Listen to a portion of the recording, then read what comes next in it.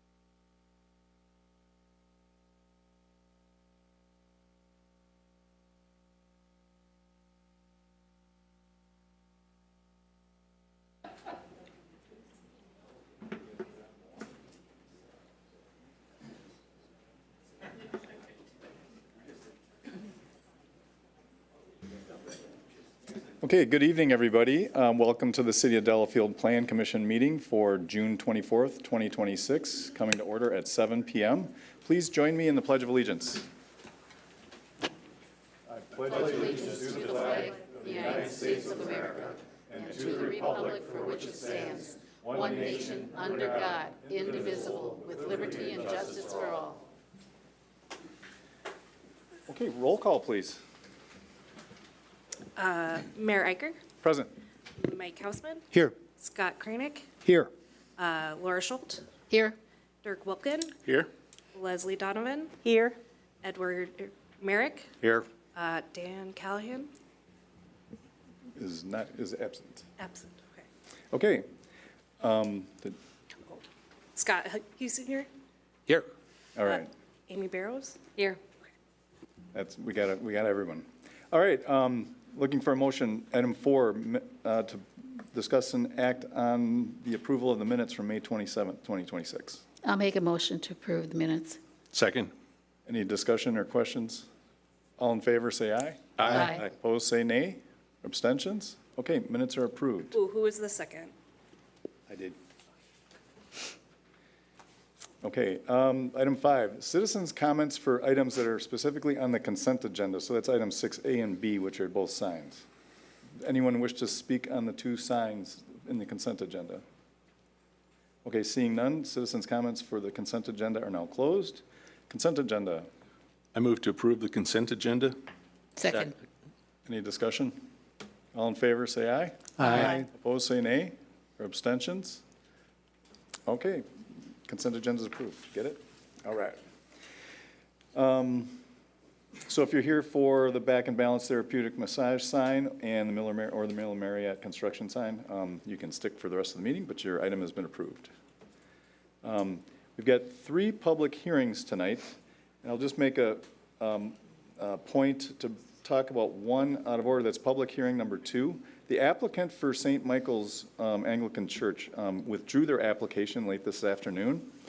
So if you're here to make comments on that application or that public hearing, you can do it during the regular citizens' comments section. However, being that the application's been withdrawn, if they choose to bring this back up in the future, this process will start over and we'll have the public hearing section again.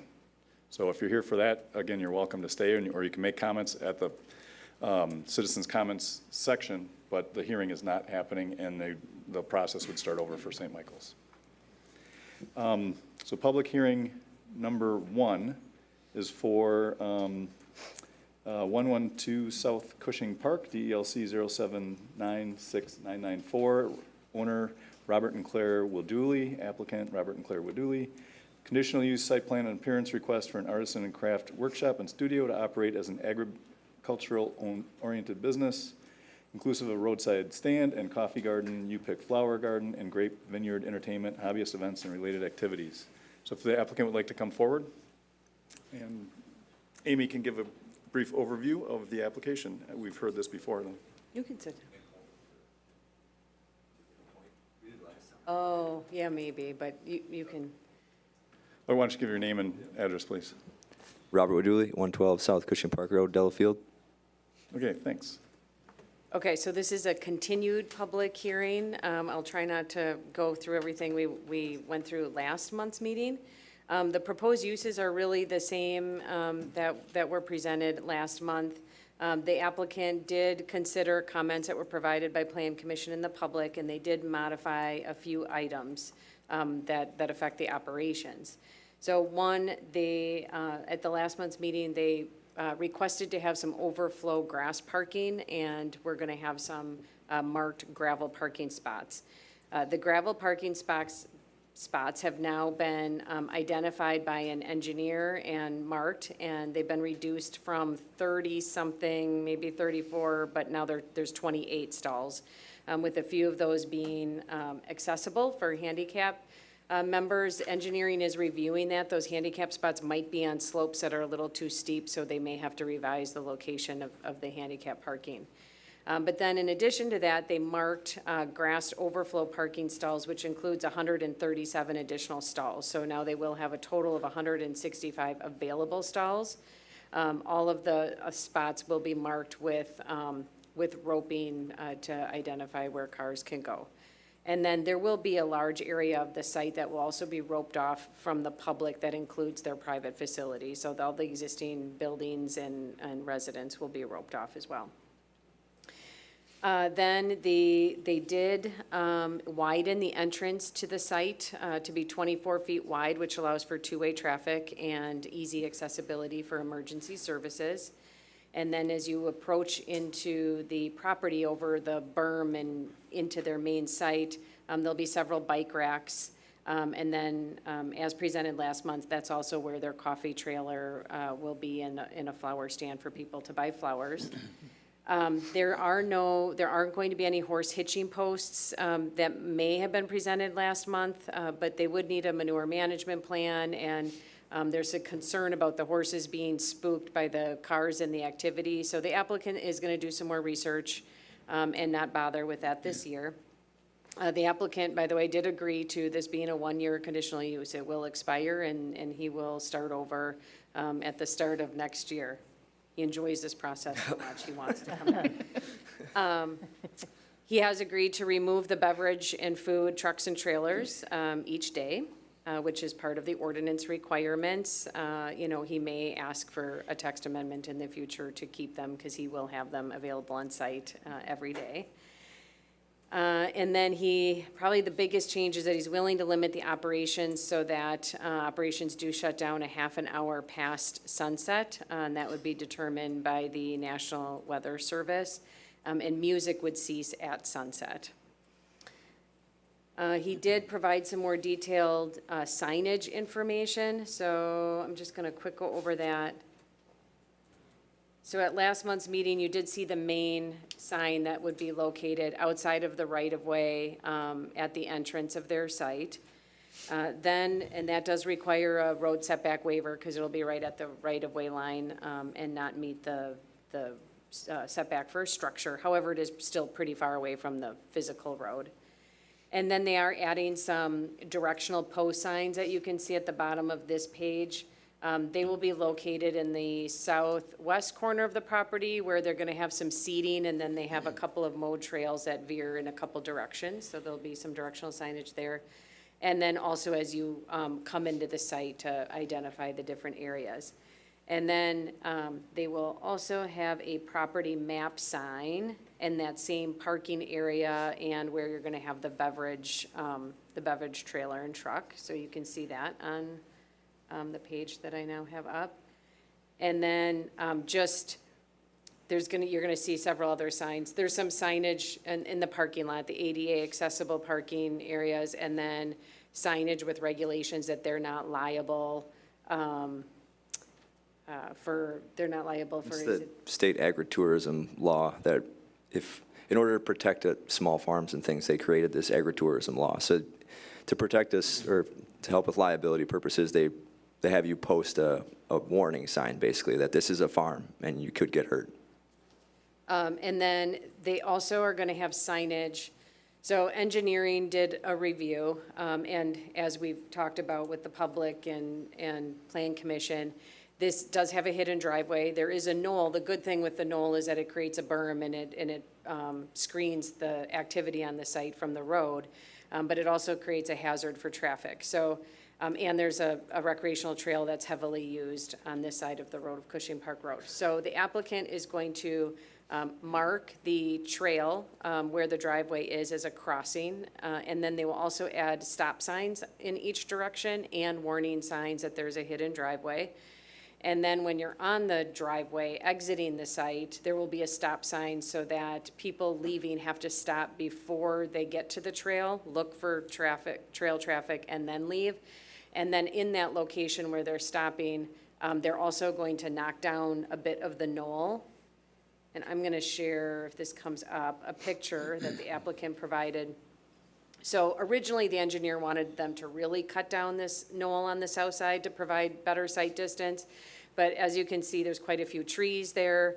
The applicant preferred to not remove any trees on the property, and they were able to come to a solution where they would be able to minimize the slope to an area where you can see traffic at that, at the stop area before you get to the trail. That item will go to Public Works Committee the first week of July.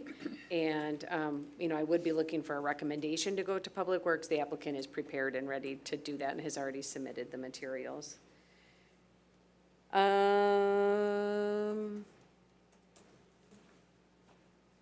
Maybe before we pass this off for public comment, I'll just do a little refresher on the site plan, and this is where you might want to go to the screen, Bob.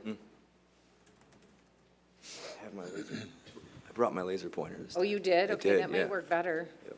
because it's hard to, I can see it fine on my screen, but. Okay, so real quickly, we'll start in the southwest corner of the site. This is adjacent to the state park and where the parking is already available for the state park. Originally, they were gonna have that coffee trailer here. They're not doing that. That would, make it enticing for people to just park on the road, run in, get a coffee and leave. So this is just gonna be an area for seating, and then you'll have the mowed trails that go in a few directions into the property. And then as you go north, that's where you have your entrance, which is now gonna be 24 feet wide, the entrance signage, more picnic tables, bike racks, the beverage trailer, snack trailer as well.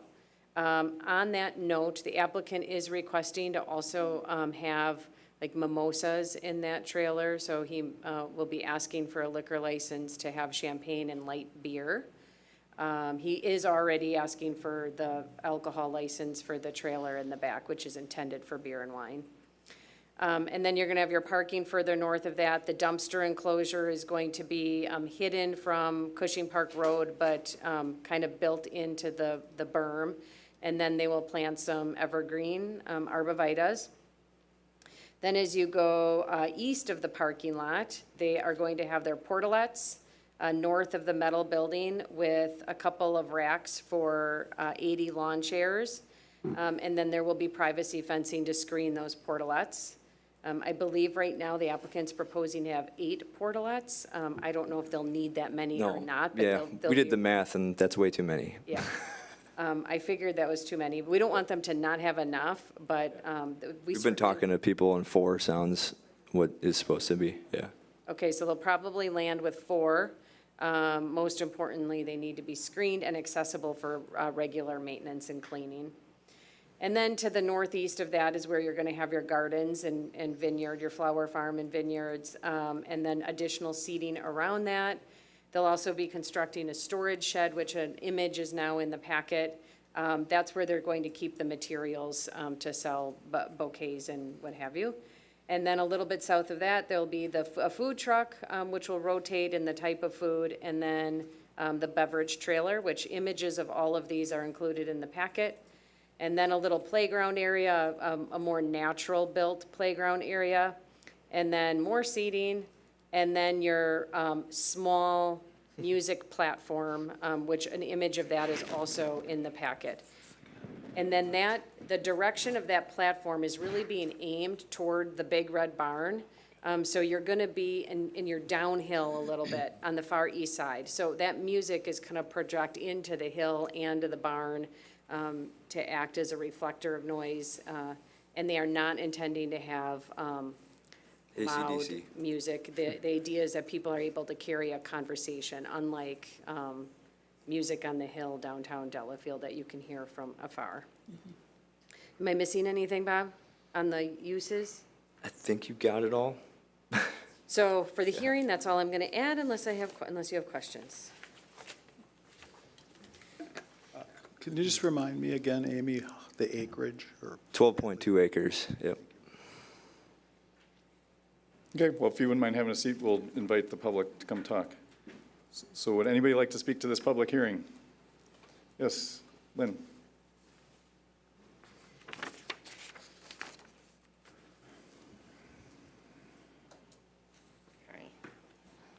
Good evening. Linda Holton, Lynda Holton, 485 Lillian Court, City of Delafield. I guess it sounds like I'm late to the game. It's pretty well been discussed, and, but this is the first, it's been pretty fluid, and this is the first image I got of it. So I just have a few comments and a concern of setting a precedent for the remaining agricultural land in the city, including the 30 to 40 acres south of 94 and east of Highway C. All of those residents are A1.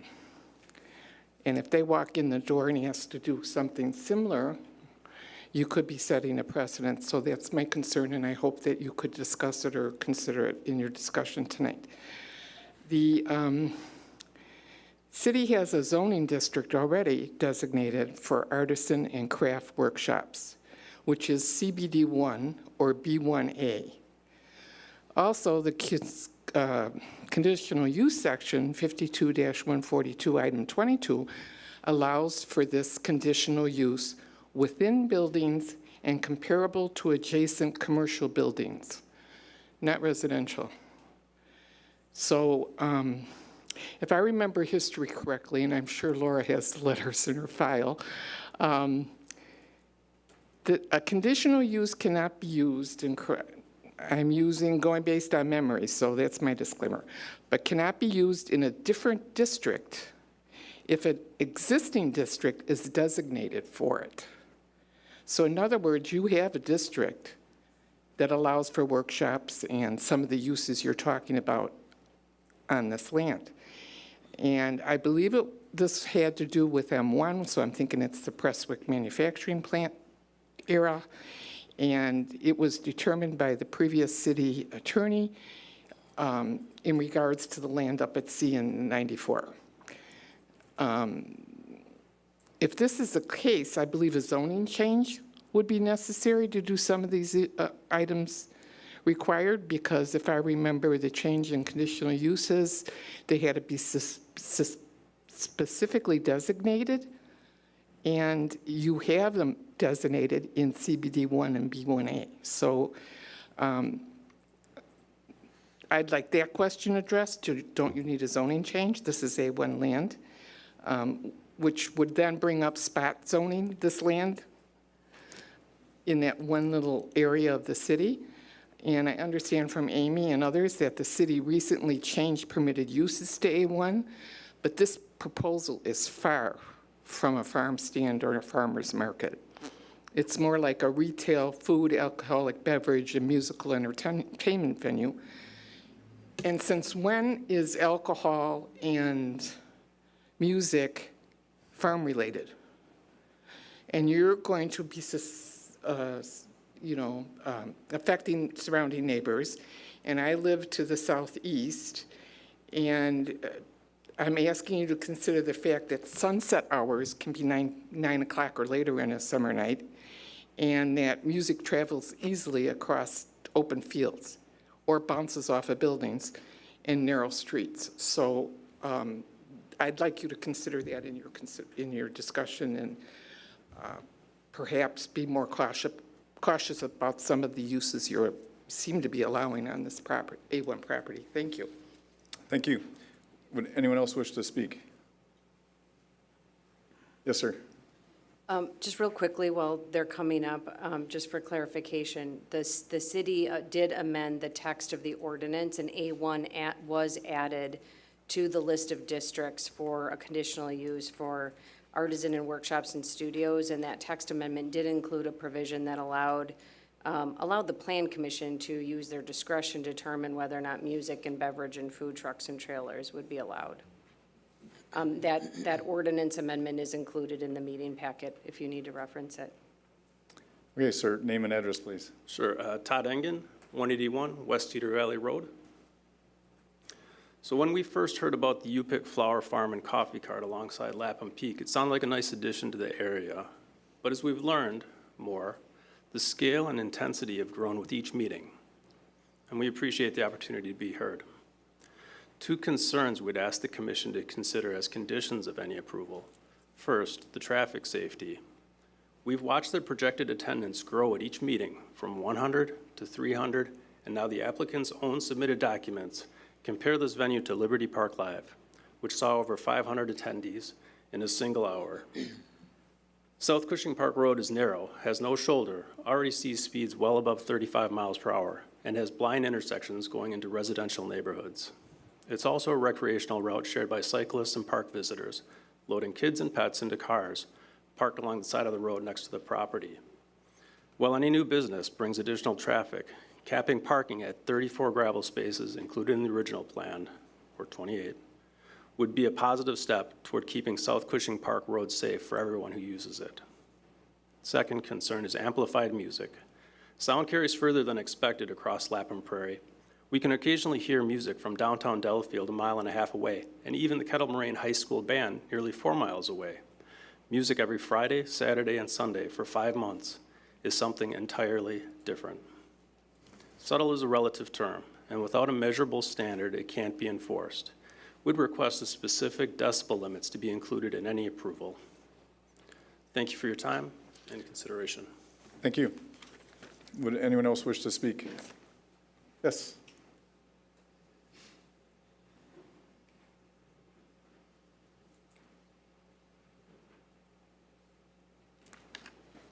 Hello, I'm Carolyn Hoffman of 498 Lillian Court, Delafield. And we have been living there off of Lillian Court for 35 years. And we are huge supporters of the park. And we'd like it to stay a park. We chose to live there because of the park. We hear Summer Stage loud and clear, which is in the middle on the other side of C. It's far from us. This is literally in our backyard. It's no longer a farm. What you guys are calling a farm, it's a venue. It's an entertainment venue. Next, there'll be weddings. I mean, to us, it sounds ridiculous. I too echo the thought. I heard great things. They're gonna preserve the land. We're gonna let people come and pick flowers. That's not what I heard tonight. I heard 130 parking spots, unless I misunderstood what was said. That's a lot of parking spots. And I know they're trying to be friends with everybody, and they're trying to work with Friends of Lapham, but I think we better take a really hard look at what we're doing, because this could change a lot of people's lives that really treasure Lapham Peak and love Delafield. So I'd like you to really think long and hard about this change, because it's going to affect us. Thanks. Thank you. Anyone else wish to speak to this? Yes.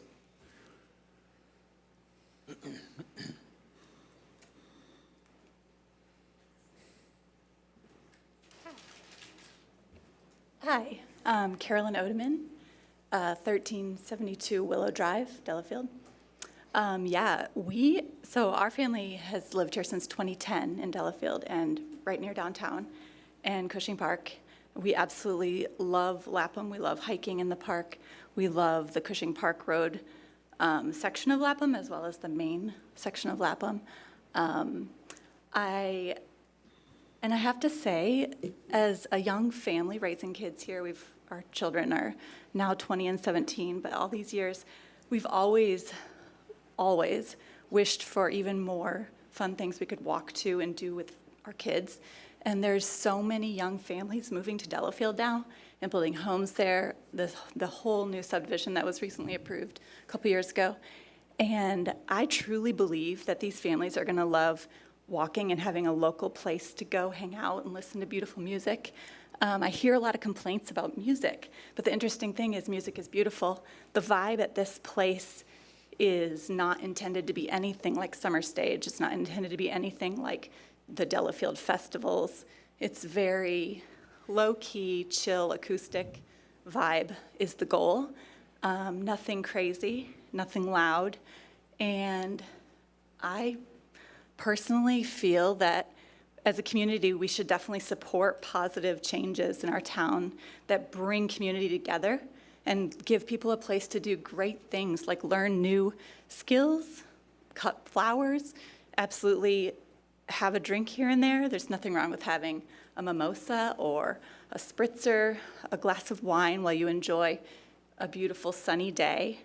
There's only certain times in the year we can do this in Wisconsin, and it's such a positive thing for Delafield.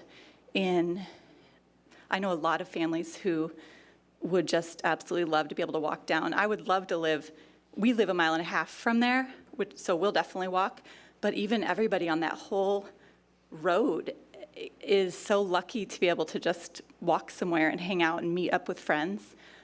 So anyways, I just wanted to put a plug in for the positive effect and result that this could be a gift to Delafield in a huge way.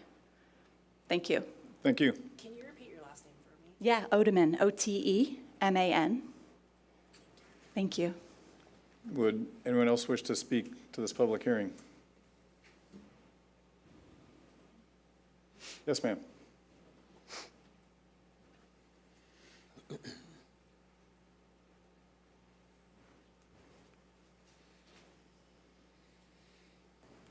Name and address, please. Carrie Glipinski, 41 Cedar Valley.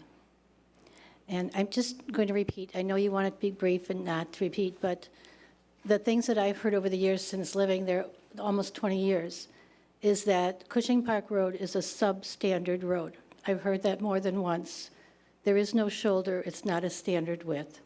And the concerns of this now increased volume of this venue is the concern, the traffic on that road. Anyone with one tire on that road, you're down to 1 lane of traffic. So that's just the biggest concern that we and most of our neighbors have discussed. So thank you. Thank you. Anyone else wish to speak? Yes.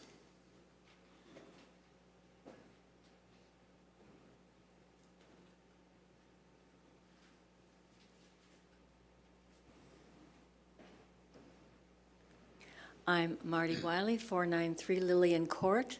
So I echo what my neighbors say about all of the differences it will make in our rural environment.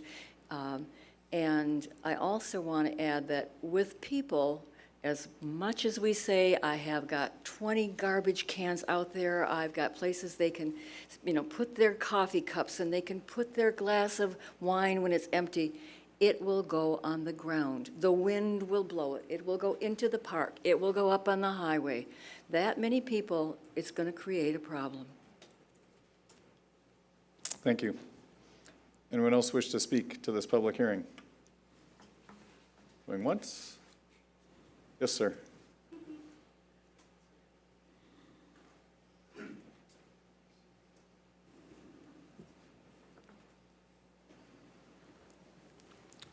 Dwayne Peterson, 181 Mason Way, Delsman, and I can't hear any of the music from this area. That was a joke. I understand. I guess I'd never make it as a comedian. So I was thinking about this, and to make it short and sweet, we have Cushing Park, which is beautiful play area, picnic area, but it gets kind of loud and rowdy with all the kids around there. This is something that would be quiet, families and kids. There will be a natural play area for them, and it's not like there's all the equipment, it's just the farmland. And then the third thing is this adjacent to Latin Peak State Park, and it's just kind of an extension of that, and that's a place where the people can walk their dogs. Okay, thank you. Anyone else wish to speak to this public hearing? Okay, seeing no more, the public hearing, oh, I'm sorry. I'm going to have Bob come back up if there's any questions. You'd like to add anything, or if there's any questions that the board might have? It's probably an obvious question. Yeah. The concern is of the debris after a day. Are you planning on going around and picking up your grounds and anything adjacent to that? Yeah, the notion that we're going to just let trash fly around is, we came to the property because it's beautiful, and that state park is gorgeous and unbelievable when you walk it, especially now with all the blooming flowers. if we see garbage coming off of our property, I've failed completely. We're not here to ruin the environment. We're here to hopefully showcase it and let people see it. It's a beautiful place, and Carolyn put it great. It really is. This is a labor of love. There's a lot of time, a lot of effort, a lot of money going into this, and it's to show Delafield and be able to create a beautiful place. So it's not our intent to do that in the slightest. We will have a security person that will be tasked with just making sure people are behaving and, not doing anything silly, but then also that responsibility will be to monitor or garbage bins, make sure that the bins get emptied out and sent into the dumpster so that nothing is getting around. But if it does become an issue, then call us, let us know, and we're going to take care of it. All right. Yeah. Robert, I have a question wrapped around a comment, if you'd bear with me. The comment is, the 1 year coming back and starting from scratch gives me some relief. When you first came, I think I was as excited as anyone, but it has grown from 35 to 165 parking spots. And since we've had some meetings, you've talked about legitimately about you need to, I'll use my words, at least break even, if not make a little money. And that puts you at risk at that 1 year. And the more I think about it, I'm not sure how suitable this space is for you to generate enough revenue where it doesn't cause problems. I've spent some time out there over the weekend, and I think if you become successful, it's going to create problems. And if it doesn't become successful, you've invested a lot of money. Yeah, and that's part of the risk that I'm willing to take. And that's why I signed up for the 1 year. I don't know how that got proposed, but I was 100% behind it right away because I don't want to create something that's a nuisance and nobody likes and it's abusing the neighborhood. That's not what we're out here to do. Basically, if things go right, maybe we'll be able to get open middle of August, and then we'll have August, September, October, and then it's done. And that 2.5 months, that'll be enough to see what happens. And hopefully within maybe 10 weekends is really all we're going to get out of that, and that's weather dependent entirely too. Revisit this, and if it was too much, then shut it down.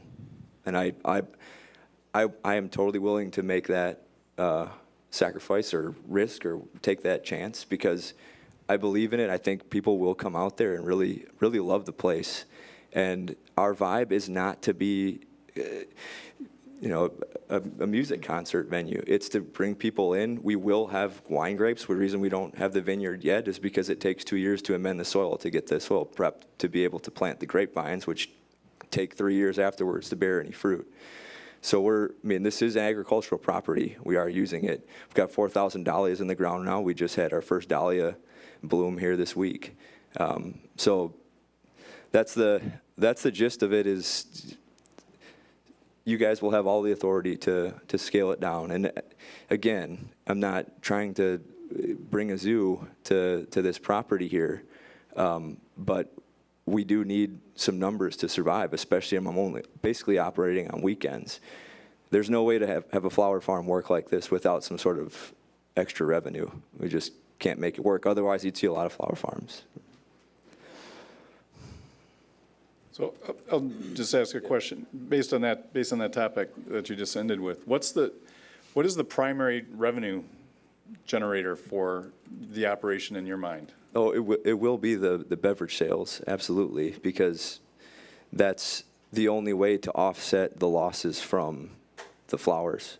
There's a production farm, hundreds of acres. To be able to have one or a handful of farmers out there working it, they need hundreds of acres. We have 12 acres. And if you could make it work with hiring staff and people to maintain the property, I would probably need about 100 acres in order to make that work.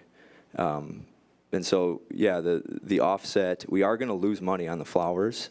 And then the wine or the wine grapes themselves is a big investment, a 5-year return on that. And then at the end of the day, this will be a winery is the goal. We won't make our wine there, but we want to grow the grapes. And so that's a big time investment. And yeah, and so if we can't have alcohol, then, I mean, I can't justify planting the wine grapes because we'll never make, we just wouldn't be able to do anything agricultural out there. This would just be a residential property at the end of the day. Okay. So that's, I'm sure that's where a lot of the concern comes in is, and when we crafted this amendment to our ordinance to include this type of property in our statutes, certain things like removal of the beverage trailers each night and periodic food trucks limited by the conditional use, and terms like occasional music and occasional amplified music was in there really to preempt someone doing an end around to create a big entertainment venue and having the ag piece be kind of the the stake in the ground that it all goes around. But knowing that, that's a lot of why a lot of the reason behind seeing how this first year goes in my mind. So that's why I asked the question, and it's something for us to talk about when we deliberate on this. But I have yes. a question. I don't know if this would address some of the residents' concerns or make it worse, but have you considered limiting capacity and parking and having operations all week long with much smaller numbers and being able to meet your numbers? Not entirely, because it would be tricky to justify paying for the staff during the week when the traffic during the week probably won't warrant it. That's the intent behind the coffee trailer is to try to capture some of that morning trail traffic there to help and provide a place to buy our flowers, which are going to be really awesome. So yeah, and that's why they're 6 to 10 a.m. in the morning, and then it's tough to get that type of volume, I guess, to justify having the staff there. All right. Any other questions for, yes? I remember on Milwaukee Street there by the lake, the restaurant there, we allowed them to have low sounding music, and we gave them a year. And if there were any complaints, then we would deal with it. Did we ever get any complaints? No, so that was Fishbones. Yeah. They came back in 1 year, there were no complaints, and then the Plan Commission just approved it. And I think, I had this printed off too, and I didn't bring it in, but I believe they were required to cease all music at 10 p.m. 10. Yeah, 10, yeah. And residents are very close to it. When the music is louder, because I can hear downtown when we have our festivals and stuff, and then I can hear Lavin Peak. But if it's low, I don't think you're going to hear it. We're going to deliberate on this one. This comes up later in the agenda, so this is really the public hearing. So Okay. you have any more questions for One of the questions I was wondering about is the property all fenced in? No, not fenced in. Yeah. 94 is to the north. Yeah. To the east is the state park, and then forest as you head further east. There's really nothing there. And then going south, it's all state park land. To the west is the neighborhood. But no, we don't have it fenced in. That weird thinking about doing that, depending upon how the deer pressure is with eating the dahlias and the wine grapes. But so far, the deer haven't been that bad. We lost the top of one dahlia, but that actually helped us because that's going to make more blooms than that flower. So It's spring now. yeah. Because my hostas are still there. But as summer goes on, they will disappear. We've got a buffet, so we'll see what happens, I guess. But All right, anything else material to this? Okay. All right, well, thank you. Yeah, absolutely. We're good. Thanks, Bob. Yeah, come back up, Lynn.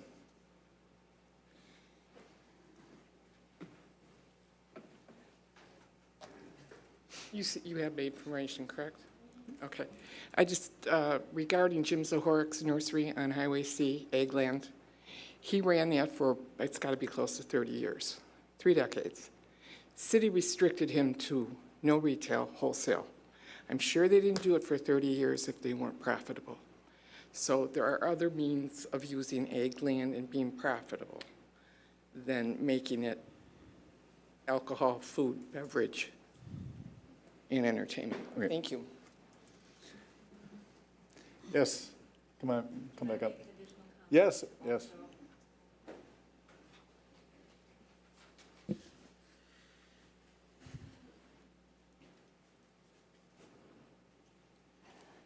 Marty Wiley again.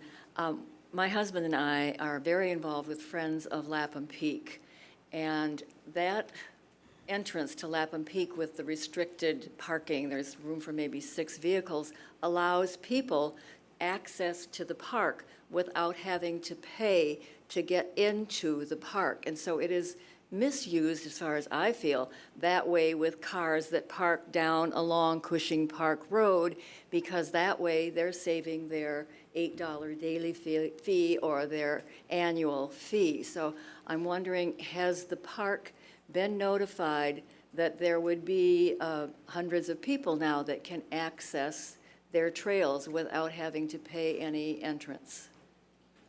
Okay. 100% you can. Okay, so the other signs that are in the packet talk about our entrance fee. So this is definitely a concern. We've talked with the state park superintendent. They know we're thinking about doing this. As you enter the property, there are some signs there that are in the packet.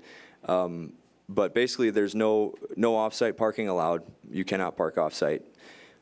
If you come on our property and you're not using our facilities or getting a coffee, we're going to tow you. So we are creating basically a wall there. And then if you want to use the state park on that sign, if you want to use the state park and you don't have a state park pass, we're going to make people pay $13 day use fee, which is the fee for the daily use at the state park. And we can't make a direct contribution to the state park, talking to the state park superintendent, but we can make contributions to Friends of Lapham Peak and the Ice Age Trail Alliance.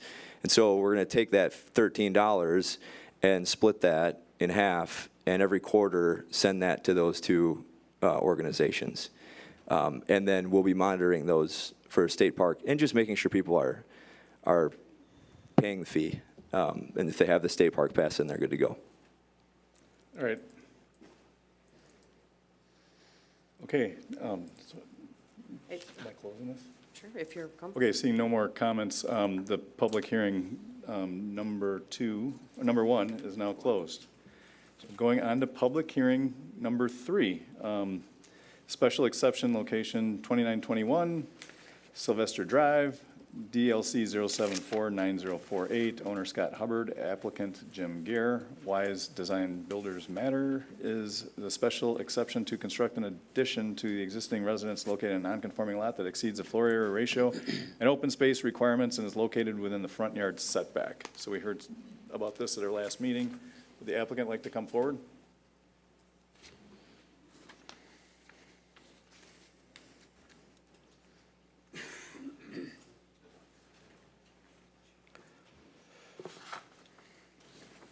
So name and address, please, sir. I'm Jim Gear with Wise Design Builders. It's 1035 Cecilia Drive in Pewaukee. Scott Hubbard, 2921 Sylvester Drive. Okay, Amy. Okay, so let's see here. I am going to just repeat this because this is the first time we've had the public hearings, and I don't know if anyone's here just to listen on this. But this property is 7,159 square feet on the east side of Nagawicca Lake. The property currently has a single-family home and a small attached garage, and they do have a covered overhang on the lakeside. I'm sorry, there is no attached or detached garage. That was a mistake. There is a little bit of a storage area on the roadside of the house. The existing structure does comply with all setbacks and floor area ratio requirements, but does not comply with the open space. And they are proposing to construct an addition on the roadside of the residence so that they do have an attached garage, and then to use the upper level of that garage for living space. The attached garage is a small two-car attached garage at 405.2 square feet. And so the applicants are allowed to ask for a special exception instead of a variance with the Board of Appeals because the lot is severely nonconforming in size and that it is 7,000 square feet instead of the required 10,000 square feet. The front setback is currently 23.9 feet, so it is nonconforming today. The requirement is 25 feet, and they're proposing to be 10.6 feet. And then the floor area ratio currently is at 0.3 with 2,112 square feet total. They're allowed to have 2,863.6 square feet, and they're proposing 2,940.52 square feet. Which is slightly over the requirement. They do meet the standards for meeting a special exception instead of a variance. And then for open space, they're required to have 7,000 square feet. Again, that would only allow a 159 square foot footprint. And they currently have 5,815.6 square feet, and they're proposing 5,485.6 square feet. We did discuss the criteria for needing a special exception at the last meeting. So what I can tell you without going into all of that again is they do meet the criteria for floor area ratio and open space. That does not mean you have to grant it, but a couple of years ago, the city provided maximum limits that people would at least need to meet without a variance, and that's what they meet. In order to get a front setback variance, they do have to demonstrate that the improvements are required for safety conditions. In the application materials, the applicant did present several reasons why they feel it is required. First, that the vehicles would be protected from storm events and from theft. That removing the outside storage of the vehicles removes the dark shadows where crime may take place. The owners both suffer from seasonal allergies, and they would benefit from enclosed vehicles rather than having the airborne allergens on their vehicles. And they did provide a summary of setbacks and lot sizes of existing nearby properties, and the addition is no further, it is as far from the road as most of the structures along the road. Which the applicants have indicated then they don't believe would impact emergency or service vehicle use. If you do go through the packet, you will see they do compare the size of the structure and the size of the lot and the setbacks to several properties. And this is a street where, let's see if I can find it. Here's an aerial photo if Mike puts that up, where the right-of-way is pretty far west from the physical road, and then just south of this property, well, one more house south, the right-of-way goes into the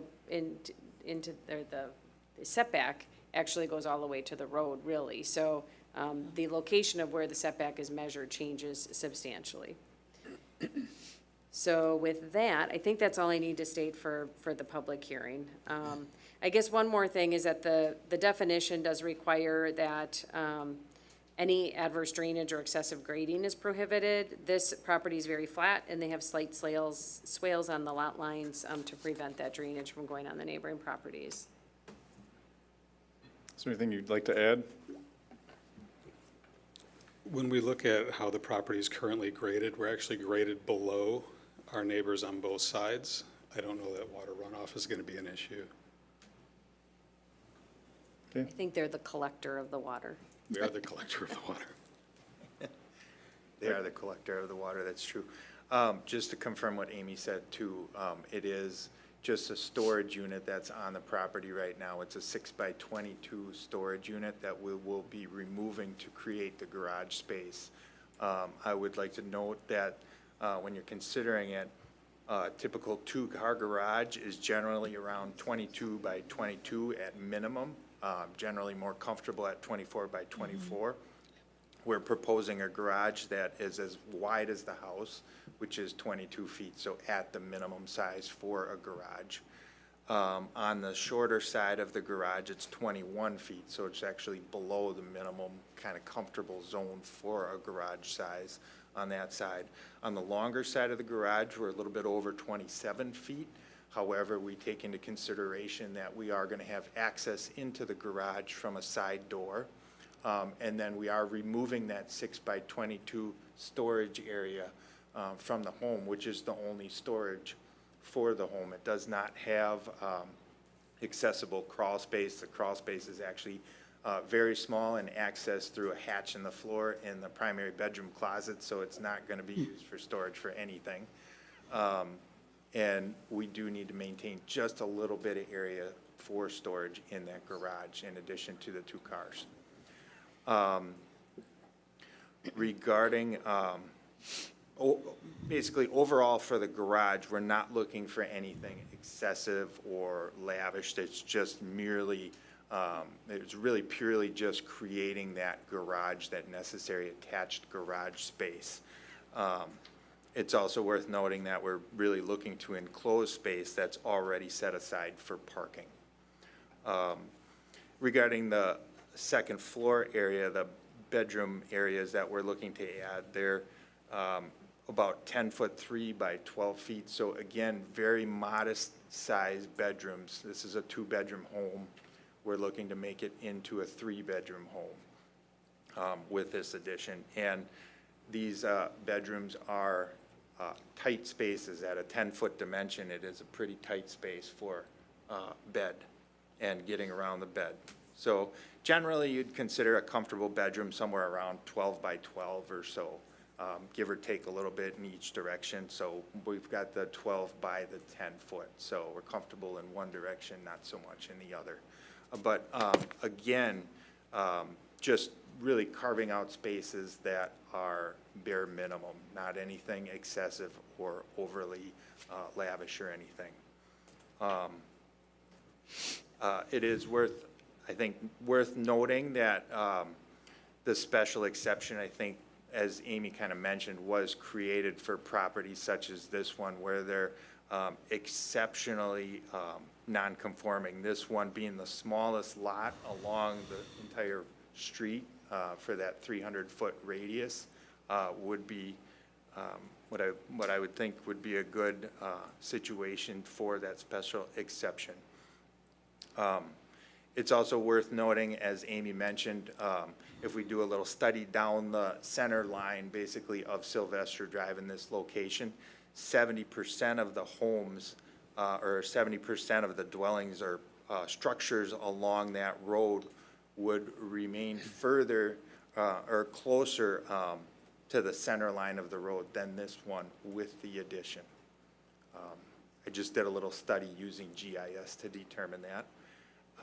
And then additionally, by comparison to another property which was granted the special exception for setback, however, was required to do the 40% floor area ratio, we're seeking the 41% floor area ratio, which would be which would allow exceptionally less square footage than that property was granted at 40%. So really keeping it modest and trying to really just get some function out of the property. All right, thank you. Would actually, you can have a seat and we'll see if, Okay. Anybody here to speak to this public hearing on Sylvester Drive? If the Plan Commission didn't have a chance to look at the packets, there are several neighbor letters in the packet. Okay, seeing none, the public hearing number 3 is now closed. So then we'll go on to citizens' comments for items other than what's on the consent agenda. So this is anything else that's on the agenda or not on the agenda. Yes? Go, come on up, Lynn.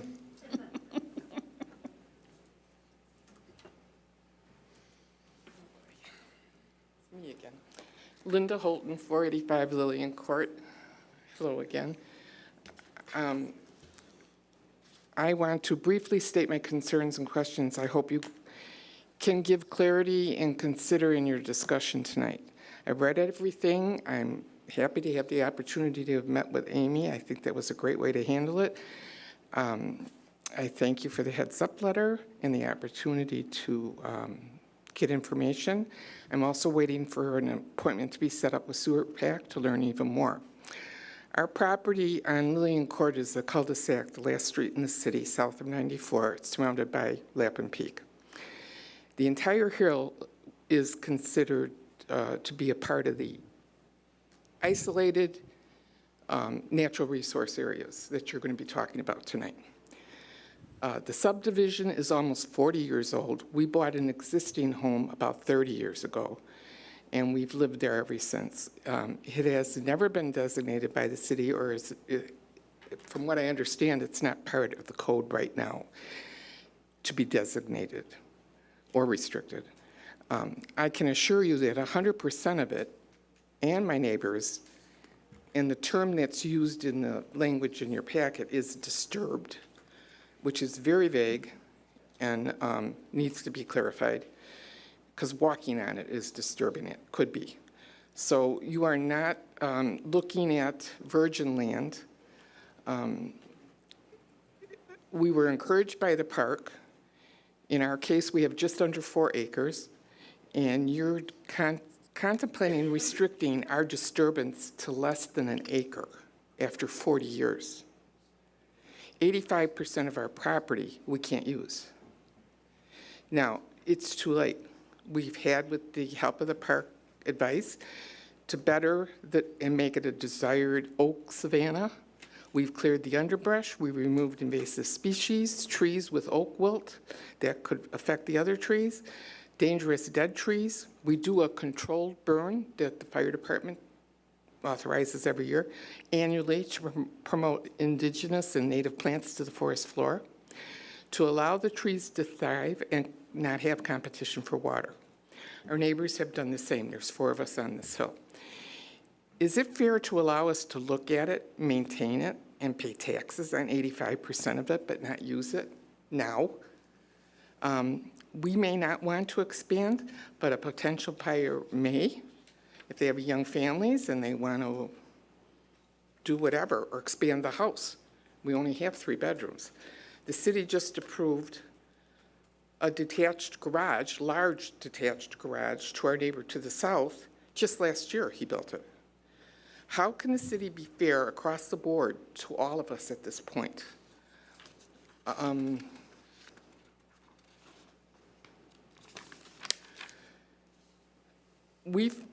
My husband and I feel that we would lose valuable use of our lots and sale appeal if you add this natural resource area to our present code.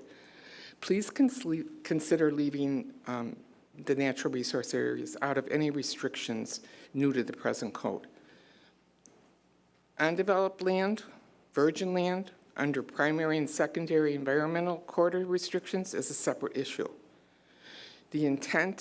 That intent to protect it has always been in the code and is present in the code. However, enforcement should be equal across the board.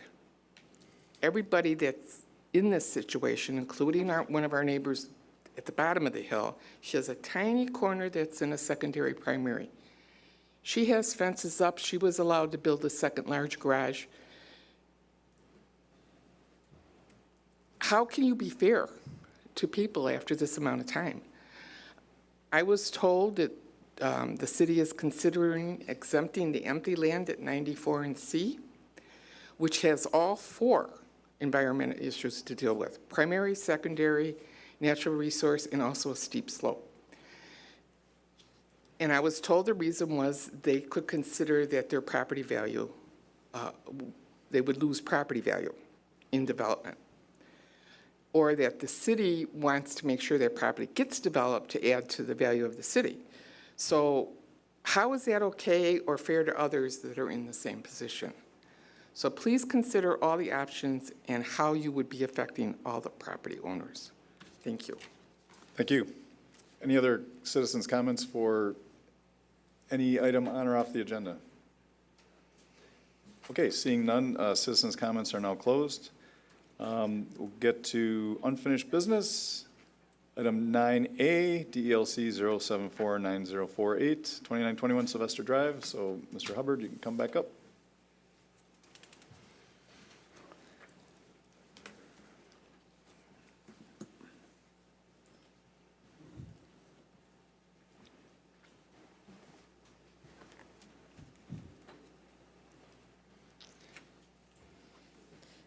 I guess the only thing that I would add to this part of the discussion is, in the report, you'll see if you do recommend, or if you do approve the special exception, there are 4 conditions recommended. One is that the special exception is limited to the improvements presented at the Plan Commission on June 24th, 2026. The addition shall be located at least 10.6 feet from the base setback line of Sylvester Drive, measured at the closest point of the structure. And the addition shall be located at least 8 feet from the north and south lot lines, which is the required offset. The additional driveway construction shall not exceed 24 feet in width within the road right-of-way. I think there's a little tiny sliver that might be wider. If any land altering activities or construction activities required within the road right-of-way, the Public Works Department shall be notified and review and approval of such activity prior to commencing that activity. And then 3, a lot line swale shall be maintained on the north and south sides of the property, and the addition shall not have an adverse drainage impact on the neighboring properties or the road. And the special exception, as well as any conditions imposed by the Plan Commission, shall be recorded as a declaration of restrictions by the Waukesha County Register of Deeds prior to the issuance of a building permit. Any discussion on this or questions?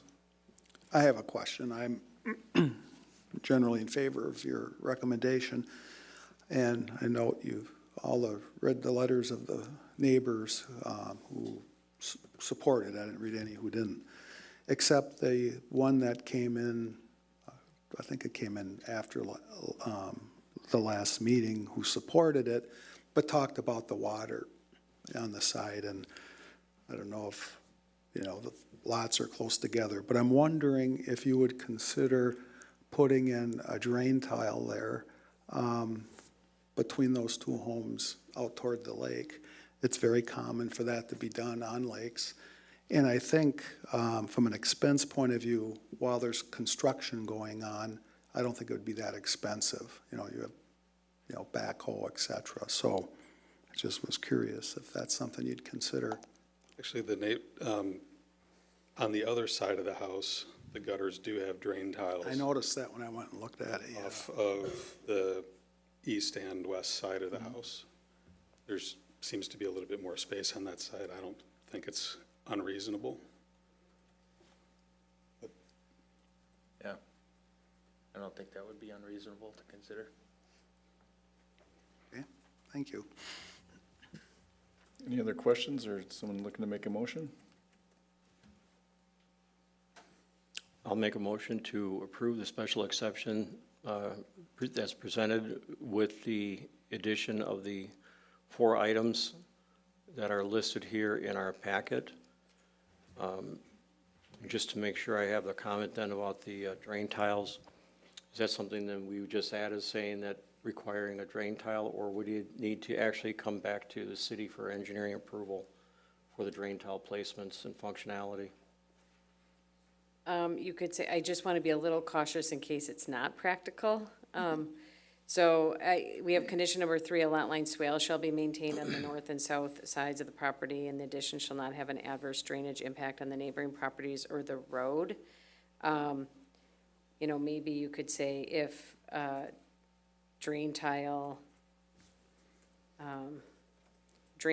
shall be installed if practicable, as determined by the city engineer. I'm good with that. Yeah, I'm good with that. If we could add that into that point number 3 then. Okay. That would be my motion. Second. Any discussion or questions? Okay, all those in favor say aye. Aye. Aye. Opposed say nay, or abstentions? Okay. Get Thank cracking. you, everyone. Thank you. That was Dirk. Okay, moving right along. Okay, item 9B, 112 South Cushing Road, Bob and Claire Waduli.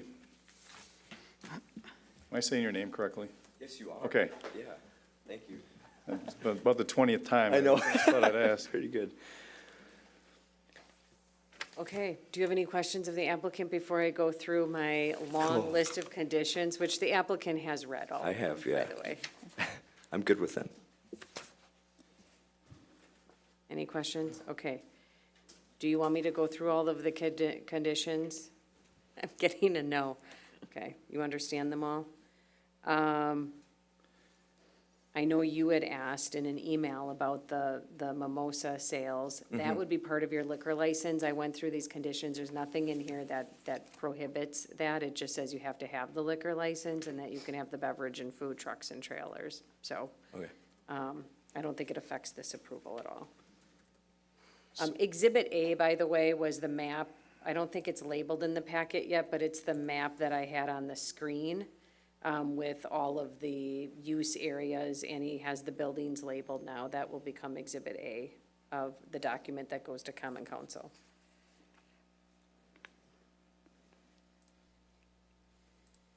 So I have a quick question for you, Amy. I might be confusing some conversations versus what was in the packet.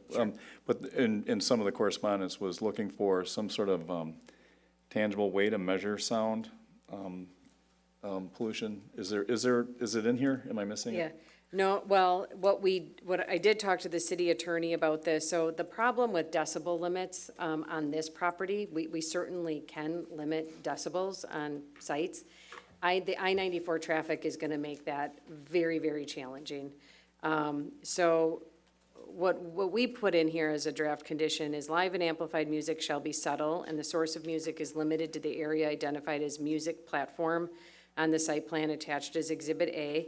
Music shall be turned off by sunset and is otherwise limited to the days of week and hours of operation specified in this conditional use agreement. And the Plan Commission has the authority to revoke music at any time if it is deemed a public nuisance by the city police department. So it's vague, yet gives the city control to make that determination if it does become problematic. And that may mean it comes back to you for that determination. An example of the musician, we have the pottery kilns on the property, which there's a big following for. One of the potters, Dave Cicero, is leading up a effort to do a fire ring in the fall as one of the hobby weekends.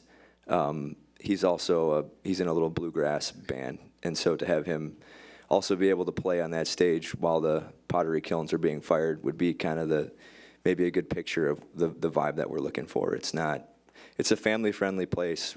Music in the background. It's more to showcase artists and local musicians and people who have a passion for music. This isn't intended to be a live music venue. Okay. The hours of operation are specified in the conditions. The uses that are allowed are specified in the conditions. Conditional use does expire on December 31st, 2026. There is a condition that says if it is determined at any time that the use is no longer compatible with surrounding properties or the neighborhood, the city council has the authority to revoke the conditional use permit upon recommendation by Plan Commission and in accordance with the city's code of ordinances. That does not mean that any neighbor who comes in and complains is gonna make that happen. It needs to be a legitimate nuisance as determined by the city.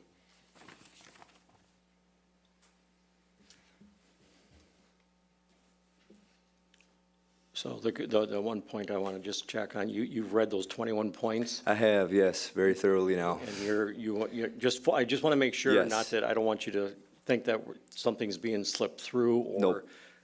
whatever it is, just so you understand what all these points are. Yes. Okay. This may be the conditional use with the most conditions ever in the city. That's what I was thinking. Yeah, and that's why I'm asking. I've been on that long, but this is the longest list I I can guess remember. I'll be proud of that if it passes. If you can make it work. Yeah. What we struggle with in situations like this is that you have an idyllic dream, and neighbors might think it could turn into a nightmare, and so we have to try to quantify the activity, put restrictions on it so that you understand the parameters which you have to operate. The fact that we've got this as a 4-month run to see you at your best, I think gives the commission some comfort level in both the fact that you're aware of that and that you see what actually comes of your effort and see how it actually plays out. Yeah. We don't really do a lot of trial runs like this because of what Scott brought up, that you're investing in it, and we're not going to feel guilty about not renewing it if it doesn't go well. Understood. Okay. 100%. Yep. Because if it's like, hey, why grow the flowers? The beer sales are great. This is going to flip on its side, and it's not going to work out for anybody. For sure. I'll move approval, subject to all the conditions Amy mentioned, and call out the one-year conditional review. And I'll Go ahead. I'll second. Any other questions or comments? All those in favor say aye. Aye. Opposed, say nay, or abstentions? Okay, motion passes. Thank you, everybody. Okay, moving on to item 10, new business, DLC 0803999, North 101, Highway 83. Munger Holdings, Christopher Mullet, requesting feedback and to schedule a public hearing for a conditional use site plan and appearance permit amendment for Bubbles Foam Farm. Amy. Okay, so you might remember that the applicant obtained approval in 2025 to construct a car wash on 83 Bubbles Foam Farm. That approval was also subject to several conditions that were recorded with Waukesha County Register of Deeds as a conditional use agreement. The applicant has completed construction of the site. They are open for business. They did make modifications to the chemical list. They did notify the city just before they were opening. The conditional use agreement does provide a process for review of chemical list changes. However, there's a couple of conditions that make that process a little bit confusing. And after working with the applicants, we decided that they should come back, and they agreed to come back and amend the conditional use agreement to identify a very specific guideline on what needs to happen every time that list changes. And the reason why the city cares so much about the list is that this is in the well protection ordinance, and there are specific requirements about what can and can't be done. So in the packet, you'll see a draft guidelines. Essentially, they would need to notify the city administrator. He and/or his designee would review that chemical list. If it gets approved, then they would record each amendment to the list so that it doesn't get lost in the city records. So the Waukesha County Register of Deeds would have that on record. And then they also made a couple of minor modifications to the site, which they did submit an as-built site plan that the engineer is reviewing. They were going to have 2 ladders go to the lower confined space area, which is also a protection of the wellhead protection ordinance. They had to construct a basement so that none of the chemicals could leach into the ground. So they have a fully enclosed basement, which means they had to have meet special access requirements for safety reasons. And they originally had 2 ladders proposed. They are proposing 1. The city has approved it, but they do need to modify their operational plan that we have referenced in the conditional use agreement. And then the city asked for boulders on the edge of the retaining wall, which if you've gone to the site, there's a retaining wall on the south side. They ran out of space to have the retaining wall and boulders, and the boulder area also had some plantings proposed. So they ended up constructing a concrete curb instead, so there's almost like 2 layers of retaining walls, and they put pictures in the packet that you can see. So they need to get approval for that. That does still show up on the landscape plan. I know, Chris, you had mentioned that they weren't making any changes to the landscape plan, but if you actually look at the landscape plan, that's where it shows the boulders and the landscaping. So I think for next month's meeting, you are gonna have to tweak it. And then we're just gonna wanna make sure that, I personally think the south side, you can't really see the retaining walls, but there along 83, there's the confluence of the 2 walls and an opening, and we wanna make sure those plantings are going to be significant enough to screen that area that combines the 2 walls.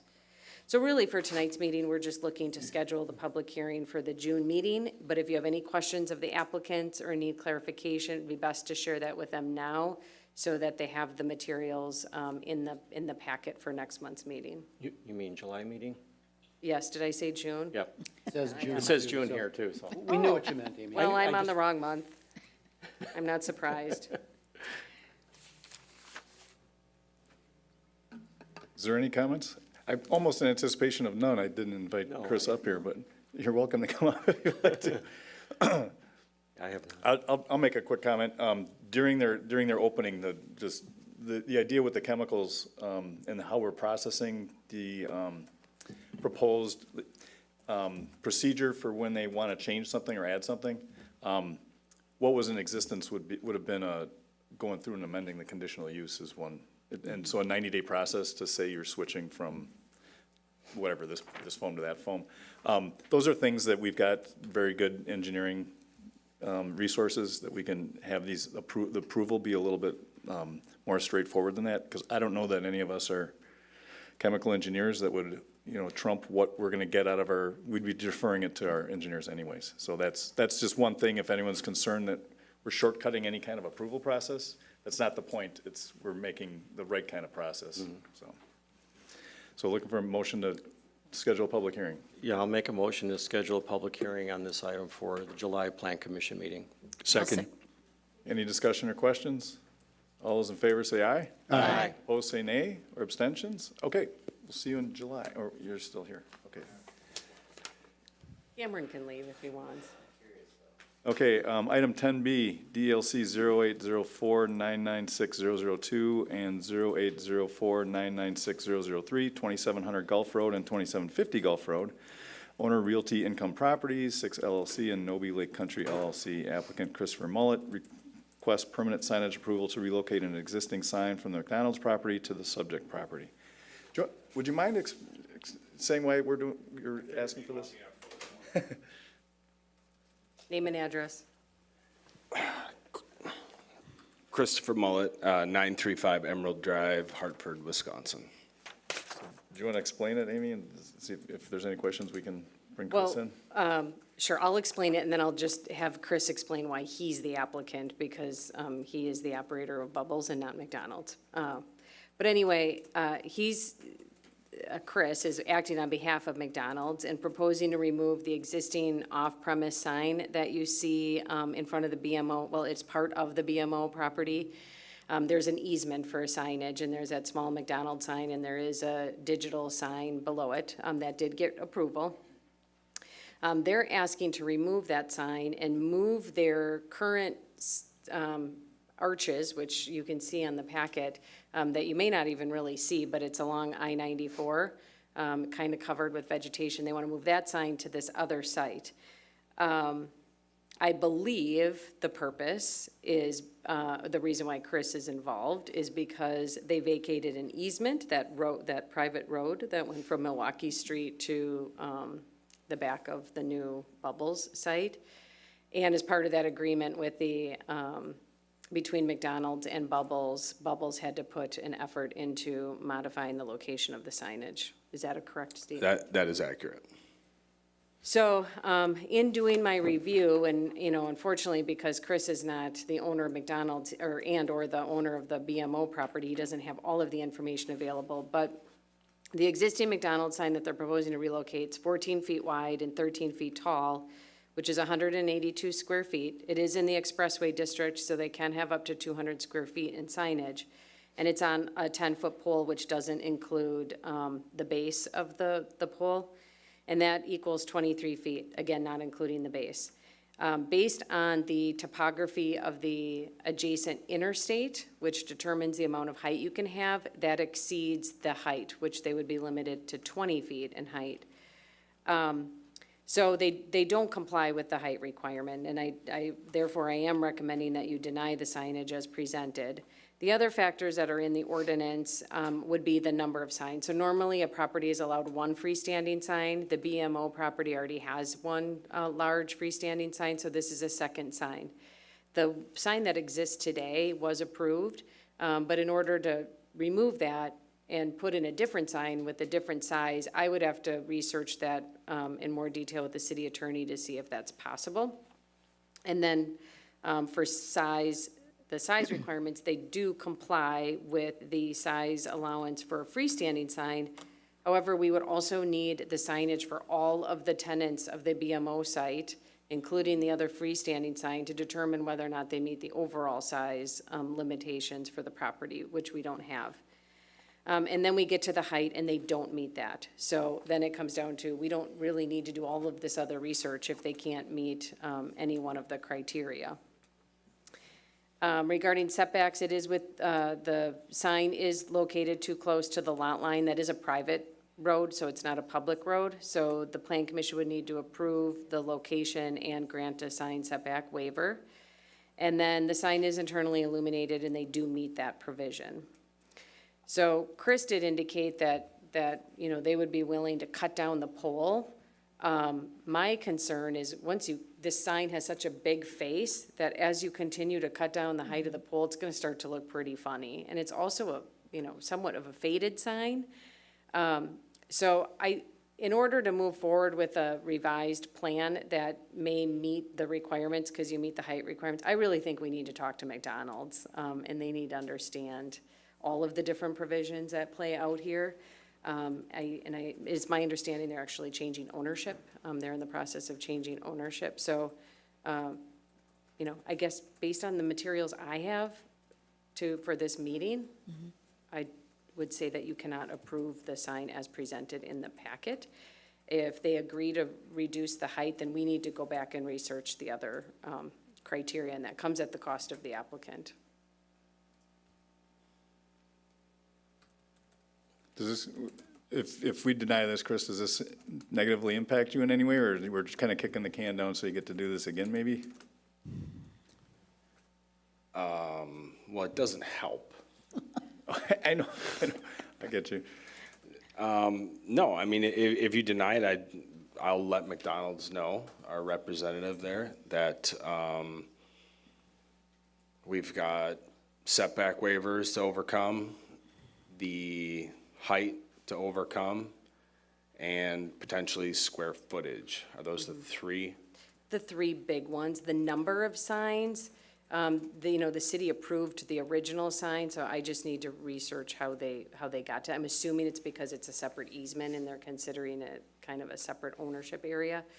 That is correct. It is a separate easement. So the height, the issue with the height too is that sign that is out there on 94 did have a variance originally. So they had to get a variance to have that sign in its location. You can't use that variance to relocate it to other places. So it didn't even comply with the standards in the location it's in. Yeah, I mean, I think I'm contractually obligated to pursue this. They vacated the easement in exchange for us redoing the road and attempting to move the sign. So I will do it as long as I have to. And if you just give me the direction on what I need to suggest to them and see if they're open to it, then that's all I need to do. So denial might be a good start, and then we'll be talking to them about, hopefully, talking with them about designing a sign specific to this site. I mean, I'm all for repurposing, but this may not be the right sign for that Right. spot, so. Sounds like it. Just to clarify, are you saying that if there was a move, you would want to see it redesigned? Well, that's to be determined based on those other Well, the height would definitely have to be redesigned. Okay. And then we have to determine the size, and that is gonna require quite a bit of research, and typically we would request the applicant to provide the information. Otherwise, we're trying to go through all of our records with each tenant on that property to determine their signage. Yeah, I mean, we can always work with Chad to find out what the current square footage of signage is on the property and submit that. So we can work through that. We lower the height. I guess one thing I would want to get in front of before we do all that is if we do lower the height, is the current sign as it lies something that you want to see? Can I just ask a clarifying question? Yeah, please. Are you legally obliged to solve this problem for McDonald's, or are you just legally or gentlemanly to do a good faith effort to help them out? I would say I'm legally obliged to solve the problem.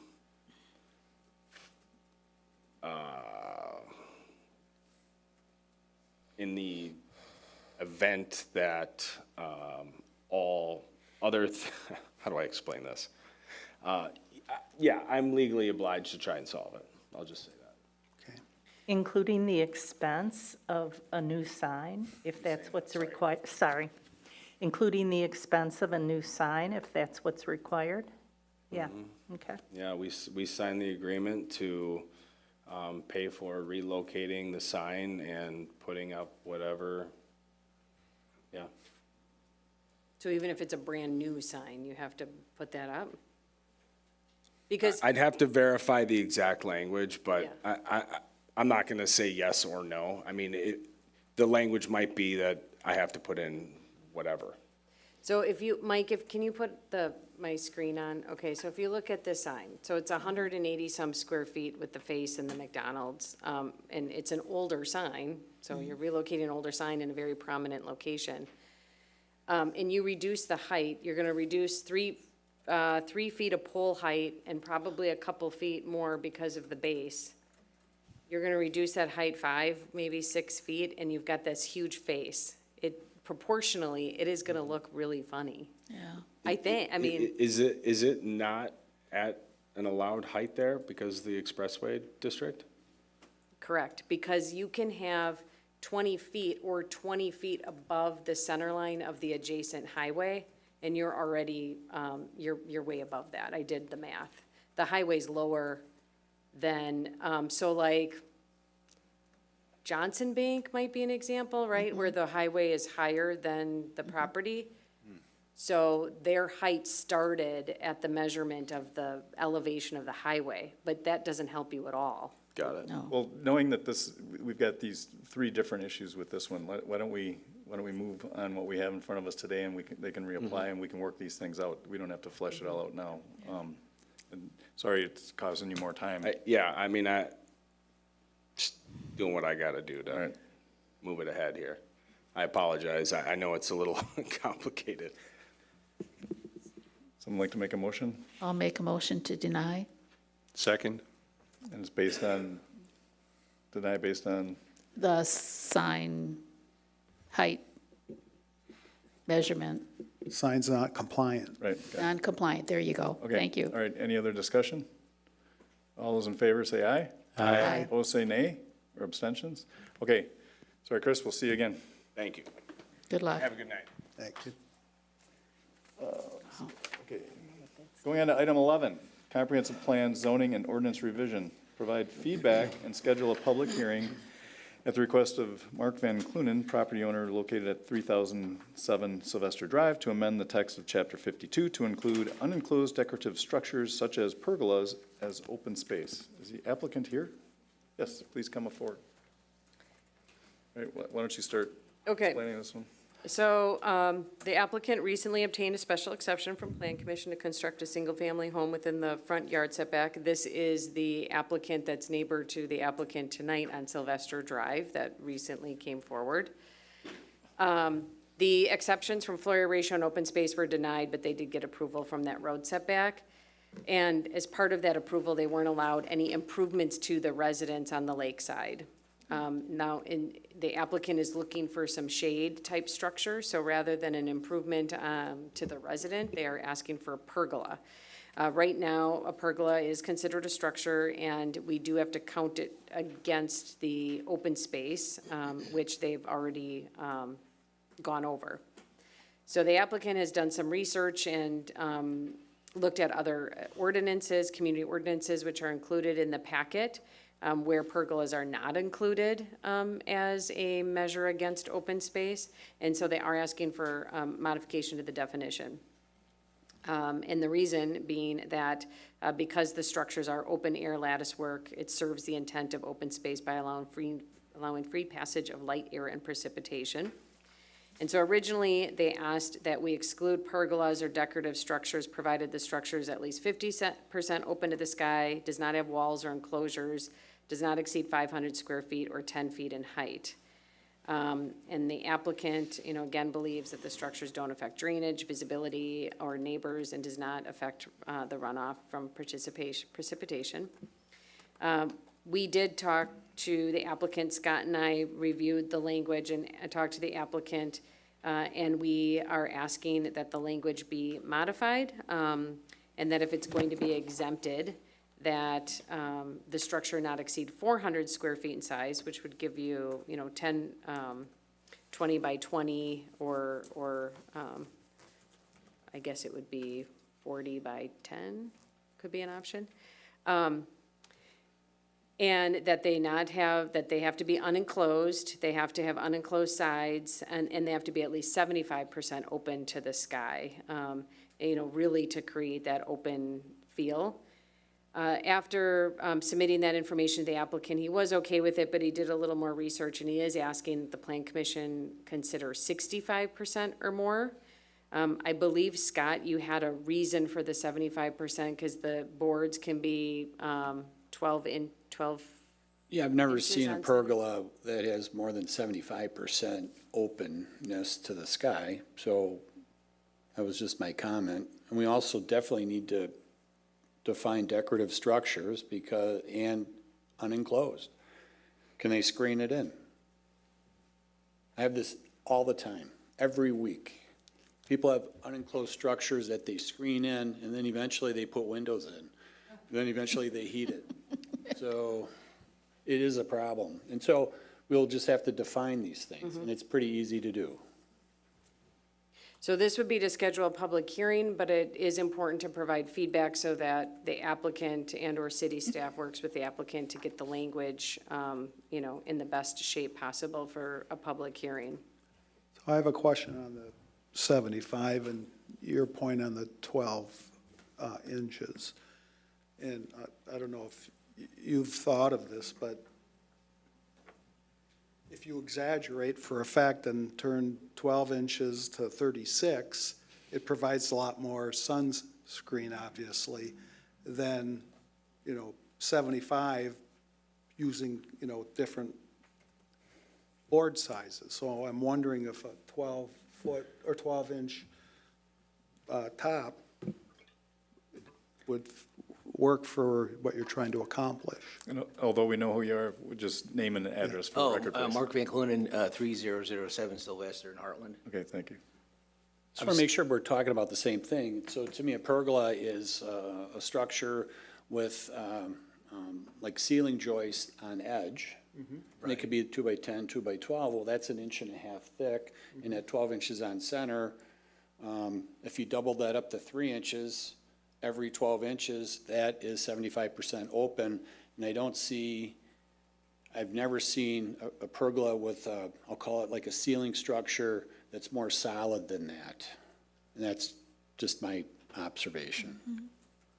I went through and based on the 75%, so, I mean, if you look at, like Scott, you said, 2 by 12s, along the edges, and then I'll call them stringers that will go along the top, and call those like 1 by 6s or something, and then have like 2-inch boards as your sunshade. And if I calculate the area of all that, it's about 75%. Okay. Yeah, so so right now, what I'm proposing is, for the area of the pergola, it will be just under 400 square feet, 397. And then for the open space, by doing this design, it'll come out just under 100, as far as the area of the boards, blocking the open space. So we'll have like 300 square feet of open space, so that would be. So you're okay with 75%? I mean, I'd like a little bit, I'd like more, but if that's what you guys want to do, we've got to live with it, then that's it. Yeah, I think the 75% I think is adequate. It's still going to look like a nice structure.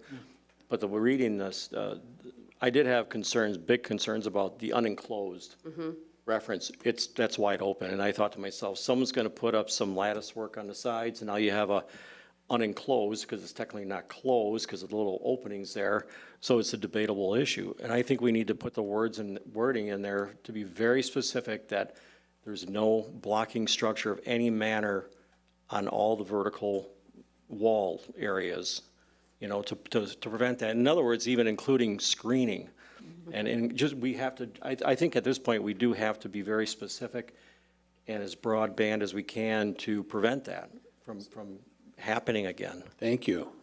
So part of a motion to move this forward is going to I mean, it includes the fact we're gonna have a drafted ordinance that's taking this into consideration, getting Scott and Amy's input. Yeah. I have a question on, this applies when, I'll take this off. This applies when you exceed the open air requirements. Otherwise, you could put a pergola up if you were Yeah, it just. within the limits. In general, it just wouldn't count again. So whenever Scott's doing the math, it would be excluded. So, I mean, if you meet it, I mean, you'll either meet it or not, but Okay. the pergola won't count against it. All right, well, that the only concern I have really goes to view. I get that it's open in terms of drainage and everything else, but even in the pictures that were in the packet, an adjacent property, depending on location, second-story windows, it does affect their view. Do we care? Is that an issue? Well, so I have a little bit of personally, I don't have an issue with it not being included in open space because I am familiar with it not counting in several other communities. The reason being is, okay, when you're looking at the overall bulk of structures and the impacts to neighbors and what have you, usually floor area ratio and height are the driving factors of that. Open space can capture a couple different things. One is either the amount of roofed footprint surface and or in some communities, overall impervious surface could be included. We don't really have impervious surface rules except for within the shore area. But we don't count patios as structures either. So patios are already impervious surface and they don't count, that doesn't count against the owner. So this is just putting something that's open aired on top of it. So if the goal is to regulate the bulk of it, I would think that floor area ratio is the more driving regulation. But I do certainly think that 75% open is important because you can get pretty darn close to a building where floor area ratio should count when you get those boards so tight on the roof. Okay. So that's just my take. It's entirely up to you as a policy matter whether or not you do or don't want to include them. So Amy, we chatted about this, and I want to make sure I didn't misunderstand what you said. Does the end of the pergola have to be 50 feet back from the lake or not?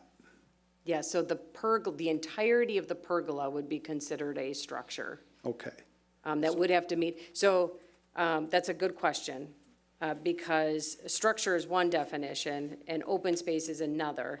And open space is inclusive of all structures, and this is a specific exemption from that. Yeah, I think that partly solves the issue you raised, because I had the same question you did, only I asked Amy before we had the Right, so meeting. like, it could be a house, you could have a house in that place, in this case, not because of open space being an issue, well, and shore setback. Now, what is unique about this is they're way far from the shore.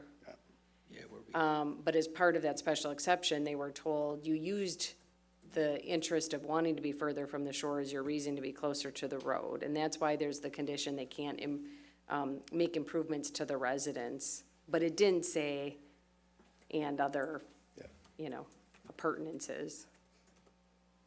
So this cannot be attached to the residence. That is one of the things that Scott will be looking at. It has to be a detached pergola.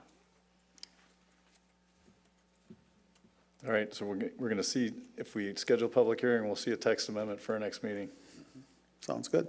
Would like to do that. I'll make a motion to schedule this item as a public hearing at the July Plan Commission meeting. Second. Any other questions or comments? All those in favor say aye. Aye. Opposed say nay. Abstentions? Okay.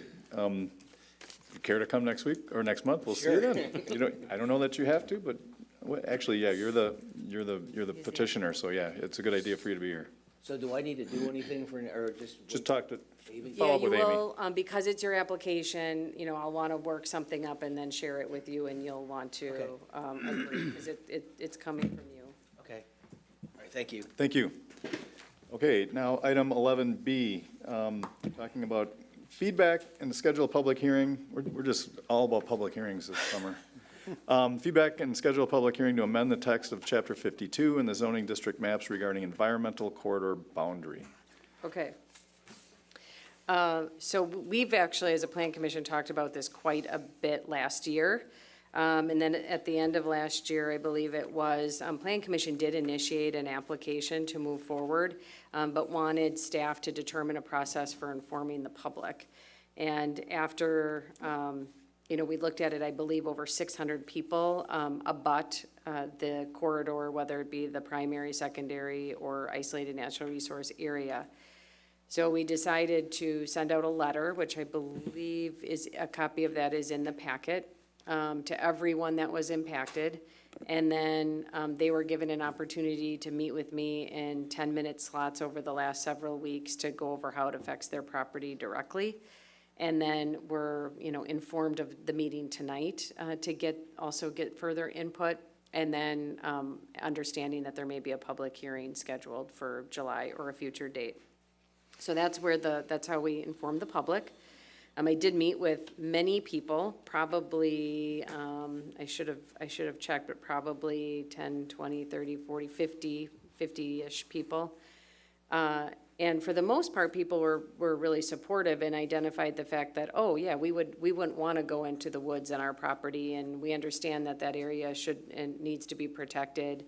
The comment that did come up over and over again was the need to be allowed to remove invasive and dead, diseased, dying trees, and a lot of people talking about storm damage and stuff like that, which we would have a provision to allow that.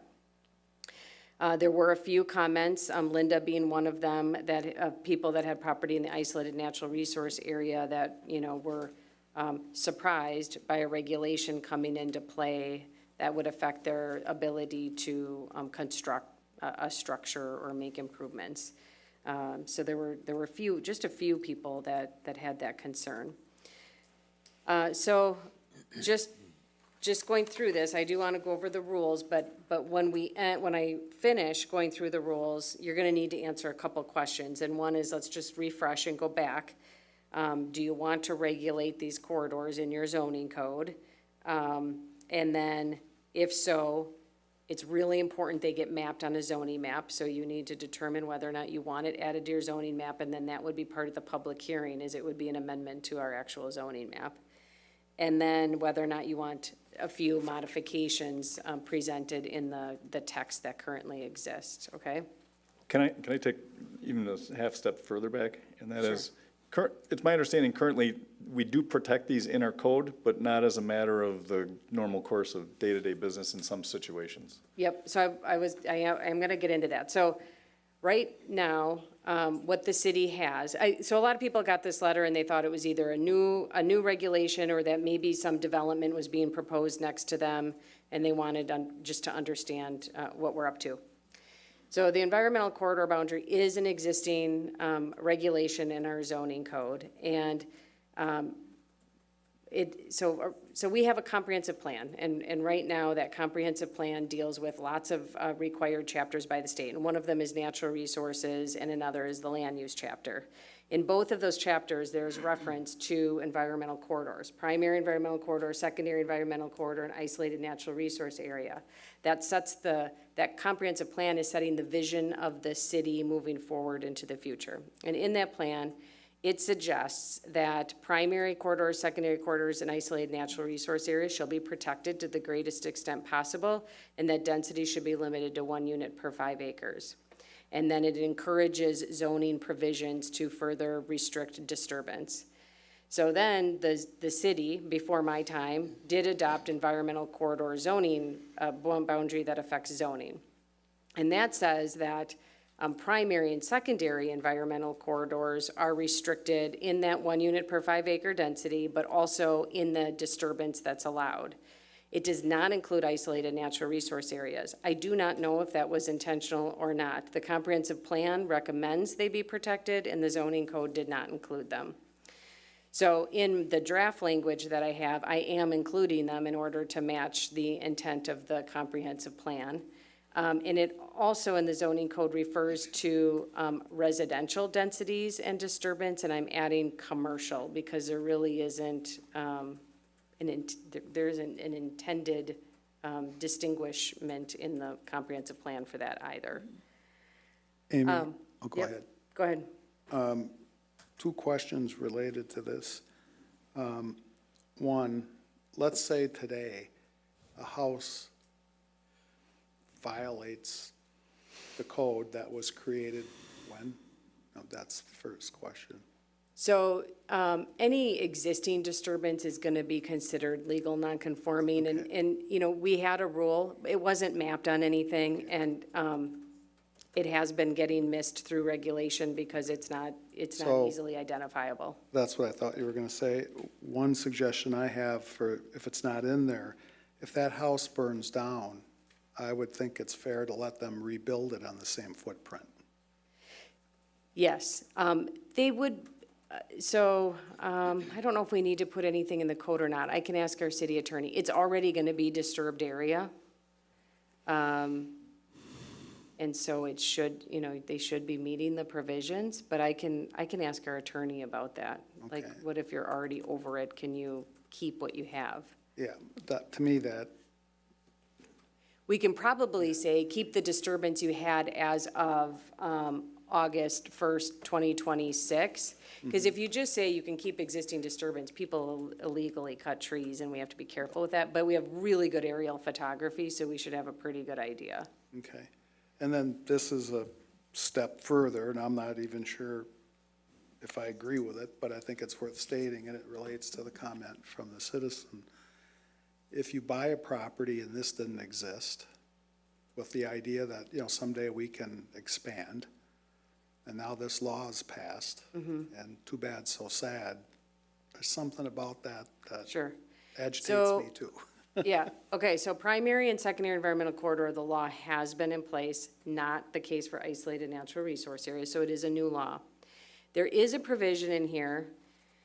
So the way this reads is, you know, for new development, new subdivisions and lot creation, you're limited to 1 unit per 5 acres. Quite frankly, the developers out there they're so used to this rule in other communities that they naturally just put these areas on their plats and protect them. Nagawicca Heights, for example, that's an isolated natural resource area. The developer had that on there and honored it and protected it without us even, you know, before we even asked for it. But the other item is, and this is an existing rule, again, doesn't include isolated natural resource area. If you have a property that's entirely in the corridor, you can disturb 15% of that lot area. If you have land that's partially in and partially out of the corridor, you have to disturb the land outside of the corridor unless you get a special approval for, on a CSM subdivision plat or other restriction. We're loosening it up a little bit to give those people at least 15,000 square feet or 15%. And if they can't get that outside of the corridor, they can dip into the corridor to give them a reasonable area. But that provision of you can go through a process to have the disturbance allowed as a CSM subdivision plat or other restriction does give anyone the opportunity to come to Plan Commission, and you have to determine whether or not you want it to be Plan Commission and Common Council, to have special approval for that structure. And you would need to look at certain circumstances like, you know, what kind of trees do they need to remove? How impactful is it to the environment? Is there another practical location to build the structure or stuff like that? Okay, thank you. But that's what, you know, that's what happens when new rules come into place. It is going to affect people. But in that, they can't build or be so close to a wet area. Yeah, so no matter what, a wetland is separate, but there are a lot of wetlands that are in environmental corridors. But wetlands have a setback, I don't usually It's deal with. 15 or 20 feet. 20 or 25 feet, I think it is. So that applies, that exists no matter what. So for the most part, the regulations are there. It's, there is changes in order to provide some relief. The one thing I did do, which could be more restrictive on some properties, is that if you're partially in or partially out, or I guess even entirely in the corridor, you're allowed to disturb up to 15% of the lot area. That a rule originated by a recommendation from Sewer PAC that corridors should be limited in disturbance area, and it's assuming 5-acre lots because of that 5-acre density. But lot size is actually dictated by the underlying zoning district. You just can't have more than 1 unit per 5 acres overall in the corridor. So I do have in here up to a maximum of 32,670 square feet, which equals a 15% of a 5-acre lot. So if you had a 10-acre lot or an 8-acre lot, it would be limited. You don't have to put that provision in there. You could allow, if you wanted to be more flexible than I'm suggesting, you could allow 15% of that entire, whatever the acreage ends up being. Usually the idea behind the 32,670 is to get people to build closer to the road and have less impervious surfaces and just less disturbance overall. So those are the big changes would be including isolated natural resources, including commercial, which I think was an incidental exclusion, quite frankly. It does state already, this is not a change. If there's any questions about the location of the boundary, we can request Sewer PAC for their assistance, and approval can be granted by the zoning administrator for the exact boundary. So that's kind of similar like a wetland. You need to have a professional actually determine the real boundary. The maps are just there to help. That brings up a point. In my area, I know it very well, like the back of my hand. And because so many developers have come in and done survey work and that. MSI did a great one where they showed all the wetlands, all the ponds, where the wetlands are running to, except for the southeast corner where Bar Road drains that way into that property. These are things I think that should go with any type of development, what the past history was. If there were any soil borings, no matter how many, they should go with that property so that someone comes in, they know exactly what they're going into. That they know where all the wetlands are or any environmental corridors are and what the soil is like, because that's really important. I've read many soil reports, and some of them can be very detailed and others not so much. I think that this is something that should be also included in our maps when someone comes in and you could say, here, this is what has happened in the past. Sure. We have to have knowledge of the information. Like record keeping can be kind of challenging. Not newer stuff, but older stuff. So I mean, we have to understand it. Sometimes that requires. That's being redelineated by the current owner though too, that corner. So it's a moving target, and trees grow and expand, and so these areas change. I mean, if you go back in the history and you look at if you go to the county's website and look at the GIS maps, you can click going back to 2000, 2005, 10, 15, 20, and you can see it doesn't dramatically change, but the corridor grows. The wetlands here have not changed, the ponds have not changed. There's fewer of them now. Well, what I can tell you is. And it's upset the ponds. So the wetlands show up on the Waukesha County GIS. There's soils on Waukesha County GIS. The corridors are all in Waukesha County GIS. I look at that for every development, and you have to delineate a wetland every 5 years. We would require a wetland delineation. They would have to delineate. Right. So we're going to talk about the corridor on this particular property that you're referencing, but they would have to show all of that on a site plan. Good. For new development. Now, the challenge with the property on the other side of your house is that it wasn't mapped on anything, and that's where historical knowledge was important from you, because we wouldn't have had, we weren't aware there was that previous map. Yeah. So I guess for now, I need to know whether or not there's any concerns with the language as presented as redlined.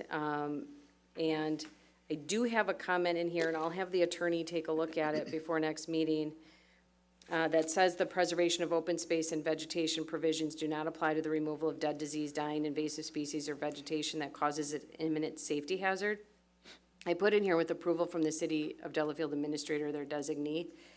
I did look at other codes. A lot of codes don't have that approval process, that I think owners and applicants can consider that to be a burden. Pretty much everyone I talked to said that they've been removing storm damaged trees. Yeah. So there is a little bit of a self-regulation there where, it becomes a problem when somebody is clear cutting and there really is a problem. Or of course, whenever somebody comes in for a building permit for a building, then the building inspector will be responsible for checking that zoning map. That's why we want to get it on there. And then it also says the City of Delafield Administrator or their designee may also permit forest management on properties that follow generally accepted forestry management practices as defined in NR 1.25 and described in department publication, and then I have that reference, provided that vegetation removal shall be consistent with these practices and that vegetation removal is necessary for the overall health of the forest. That is to manage, overcrowding and healthy cutting in order to promote a better environment, In not other for words, like development. cutting out invasives in there. Yeah, and/or like sometimes you might have oak savanna. In order to have that environment thrive, you need to get rid of overcrowding and other species in order to provide the space necessary for the oaks. Right, good. In this one-page, section 52-1077, there's one sentence here that's a little confusing for me. It says, areas designated as being within the environmental corridor may be used for limited residential or commercial, that was added, purposes, provided, however, that residential densities in such areas may not exceed 1 unit per 5 acres for all parcels or portions of parcels. Does that mean that this doesn't apply for commercial, just residential? No, I think it's that like commercial, what's hard about commercial is they're not really developing at like a density or unit. Like for a residential development, Hawthorne Farm or Nagawicca Heights, I'm able to look at a map and if they have 20 acres of corridor, I can tell them you get 4 units and usually they're doing a PUD. We want those units to be outside of the corridor. With commercial, it's different. It's the development itself. So I think with the commercial, the idea is the rules affect them. So if you have land that's partially in and partially out, you have to build outside of it unless they get special approval by you.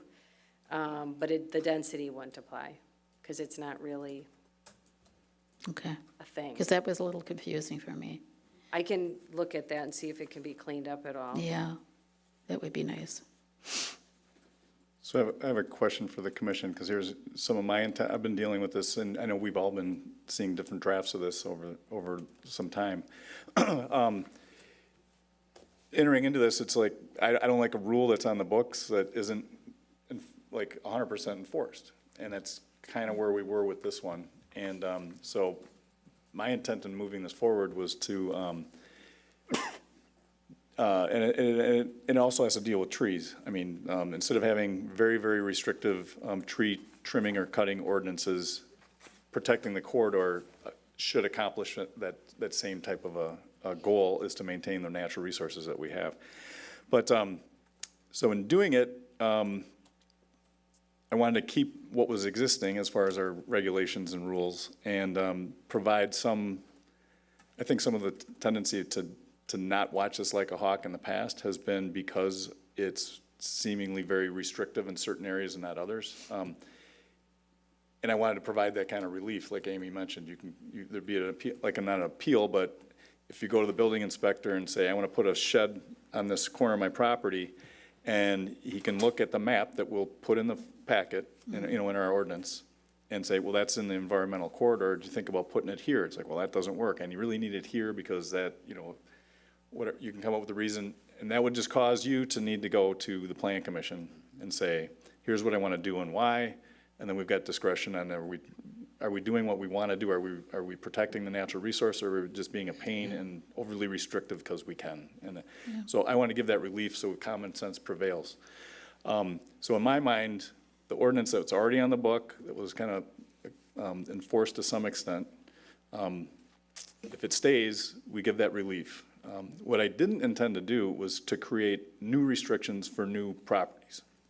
And so this isolated natural resource area does just that. If someone was actually 100% cognizant of every letter of our law and knew that you couldn't develop in the environmental corridor the way we had defined, you would also know then that your isolated natural resource area is something that, it's not a free-for-all, but it's something that's not in our ordinance.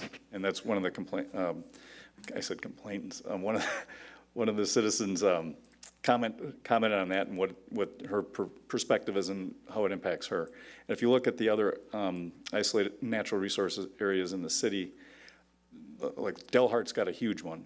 There's some along the Bark River, but they're typically in areas that are like Nagawicca Heights. They're already protected because of how the subdivisions were developed. So I'd give some thought to that and look at the maps yourself for the isolated natural resource areas and just see if you think that's an important thing to keep in, or I mean, I shouldn't say keep in, to add to this ordinance, or if we should leave well enough alone and move forward with it minus that designation. Does that make sense? So I didn't see any part of this undertaking be any kind of a take at all from the city as far as removing ability for people to develop. This seems like that would do that. So I'm concerned about that, and we should all think about it when we, before the next meeting. I think it helps define things better if we do this, because so many times people don't know what the landscape is, where this way they'll know ahead of time.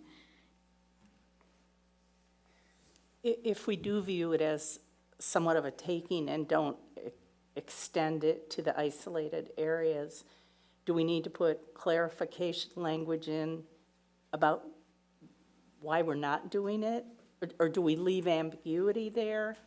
I mean, that would be my only concern with saying let's not move forward with that portion of it.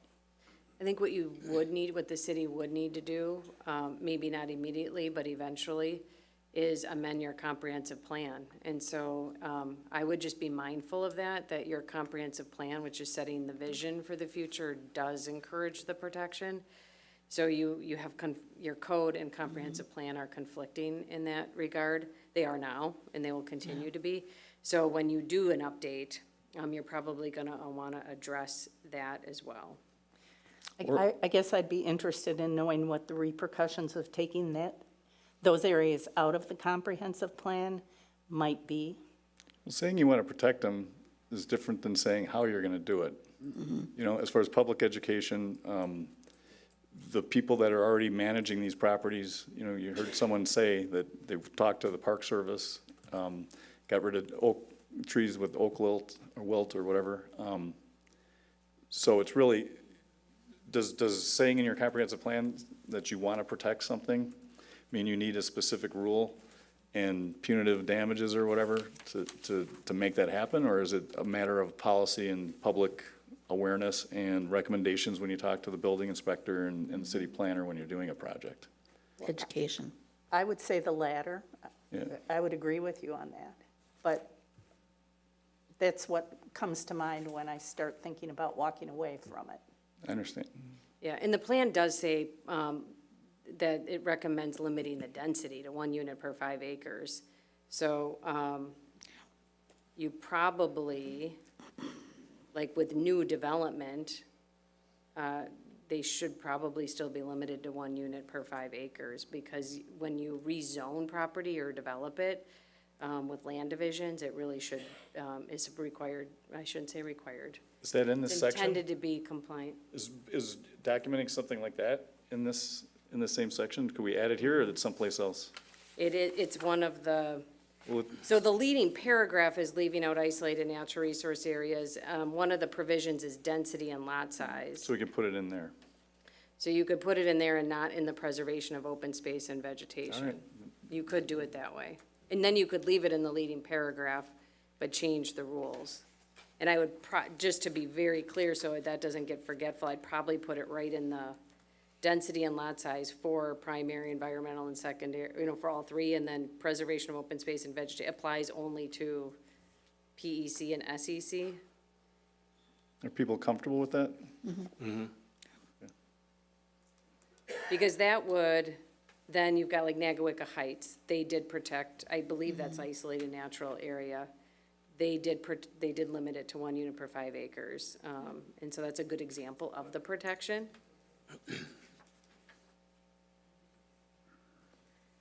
Okay. That's why we have these meetings. What about the maximum 32,670 square feet? Because that is, I think that's Oh, wait. good, right? I think that might actually be, now I'm getting confused because we've had, I think that was actually in the code. I'm gonna look though, I'm not 100% sure about that. So Amy, I see two situations. Developing new land, that's easy. There are professionals involved, multi-million-dollar development, delineate certain areas, that's great. What about someone that has a 3 or 4 acre parcel? What can they do on their property? So it says in here, they can disturb up to 15% or 15,000 square feet. And if they can't get that amount outside of the corridor, they can dip into the corridor, and that dipping into the corridor requires a deed restriction by the city. Like, they have to get a review and approval by city staff. Are you confident that mapping on a 40-year-old home or property is accurate? Does the environmental corridor No, or so whatever, I don't- does it actually go up to the foundation? Probably No, not. so, well, the maps are like wetland maps. They're intended to show you about where the boundary is. You have to use your, so like usually there's going to be a canopy line of wooded area and it's pretty clear. Sometimes that gets blurry because you've got, people have mowed around it and it becomes manicured. And then in the past, I have Sewer Pack go out and do a delineation then, if that line is blurry. Sewer Pack actually intentionally excludes a lot of construction, existing lot construction. So I think like Linda's property, I showed her, it excluded her house. Can she install a swimming pool? Can I just like use her property as an example? Are you okay with that? What is your address, Linda? Lillian Court. 4? I'm just gonna, and there are a lot of examples in the packet. Lillian.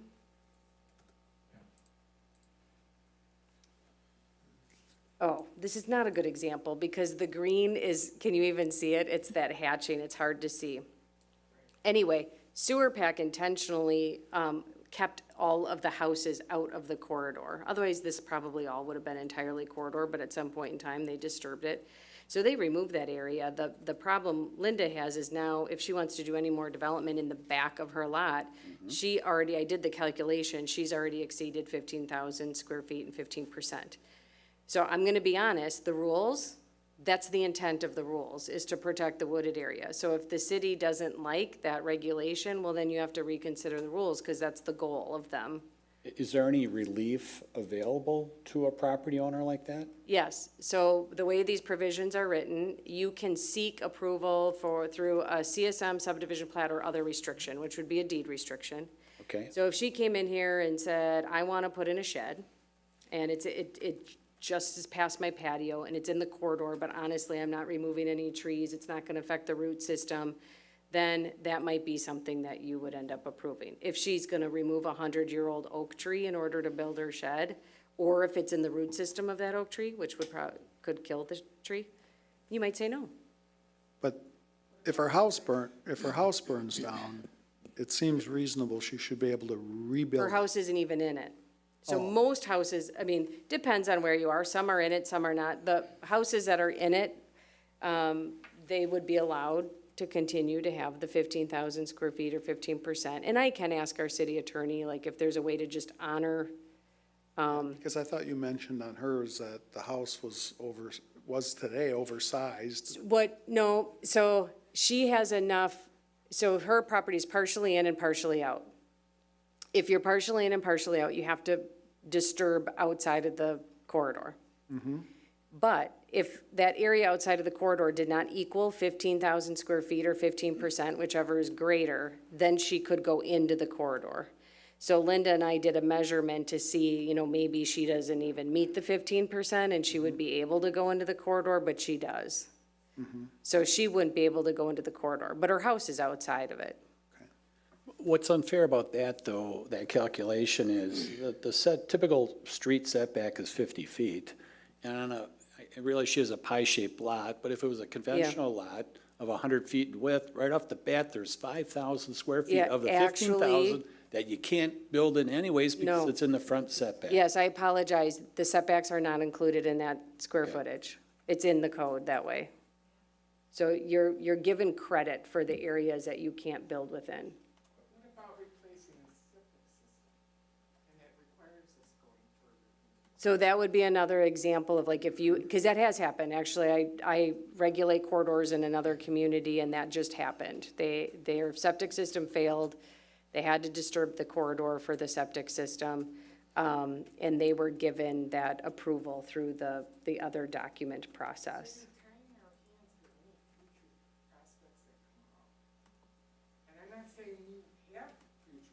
Well, not to interrupt you, but I don't think we can have the back and forth right now, but. Yeah, we'll be going to the public hearing and discussing this. So it's a decision point that you have to make. I mean, this is what's being presented in front of you. I just want to make it really clear, this rule is there. The rule I just mentioned is there. We're giving actually more flexibility by giving them at least 15% and 15,000 square feet of disturbance. Right now, her property, if regulated and actually the corridor being shown on the zoning maps, would be held to a more restrictive standard than what's being proposed. Other than that, she's isolated natural resource area and that part's not in it. That's an important piece.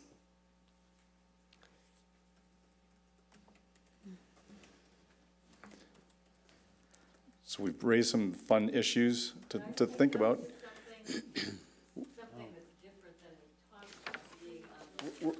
I would We're recommend gonna end up calling having a public hearing, and we can talk between now and next month. Yeah, and we're putting our home up for sale in August, and we're tied up in all of this language and not knowing what will happen to the next owner of this home that we have cared for, the property around it that we've been stewards of. And it's very scary to think that this city will impact what a buyer will think of if, right. Okay, and understood.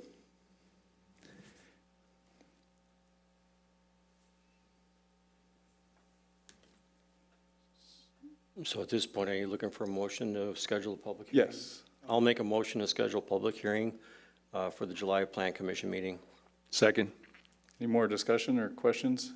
And as things come up, if you have questions about the maps or the different areas and the language, reach out to Amy. And anyone viewing or in the audience can do the same. I encourage you to ask questions. Okay. Who was the second on that? Okay, Dirk. All those in favor say aye. Aye. Opposed say nay, or abstentions? Okay, motion passes. Reports of city officials, correspondence is in the packet. Planner, anything else? No. Okay, building inspector. Nothing. All right. Plan Commission meeting dates and deadlines. Regular meeting is July 29th, 2026. Submittal deadlines is July 1st. Seeing no further business, we are now adjourned at 9:14.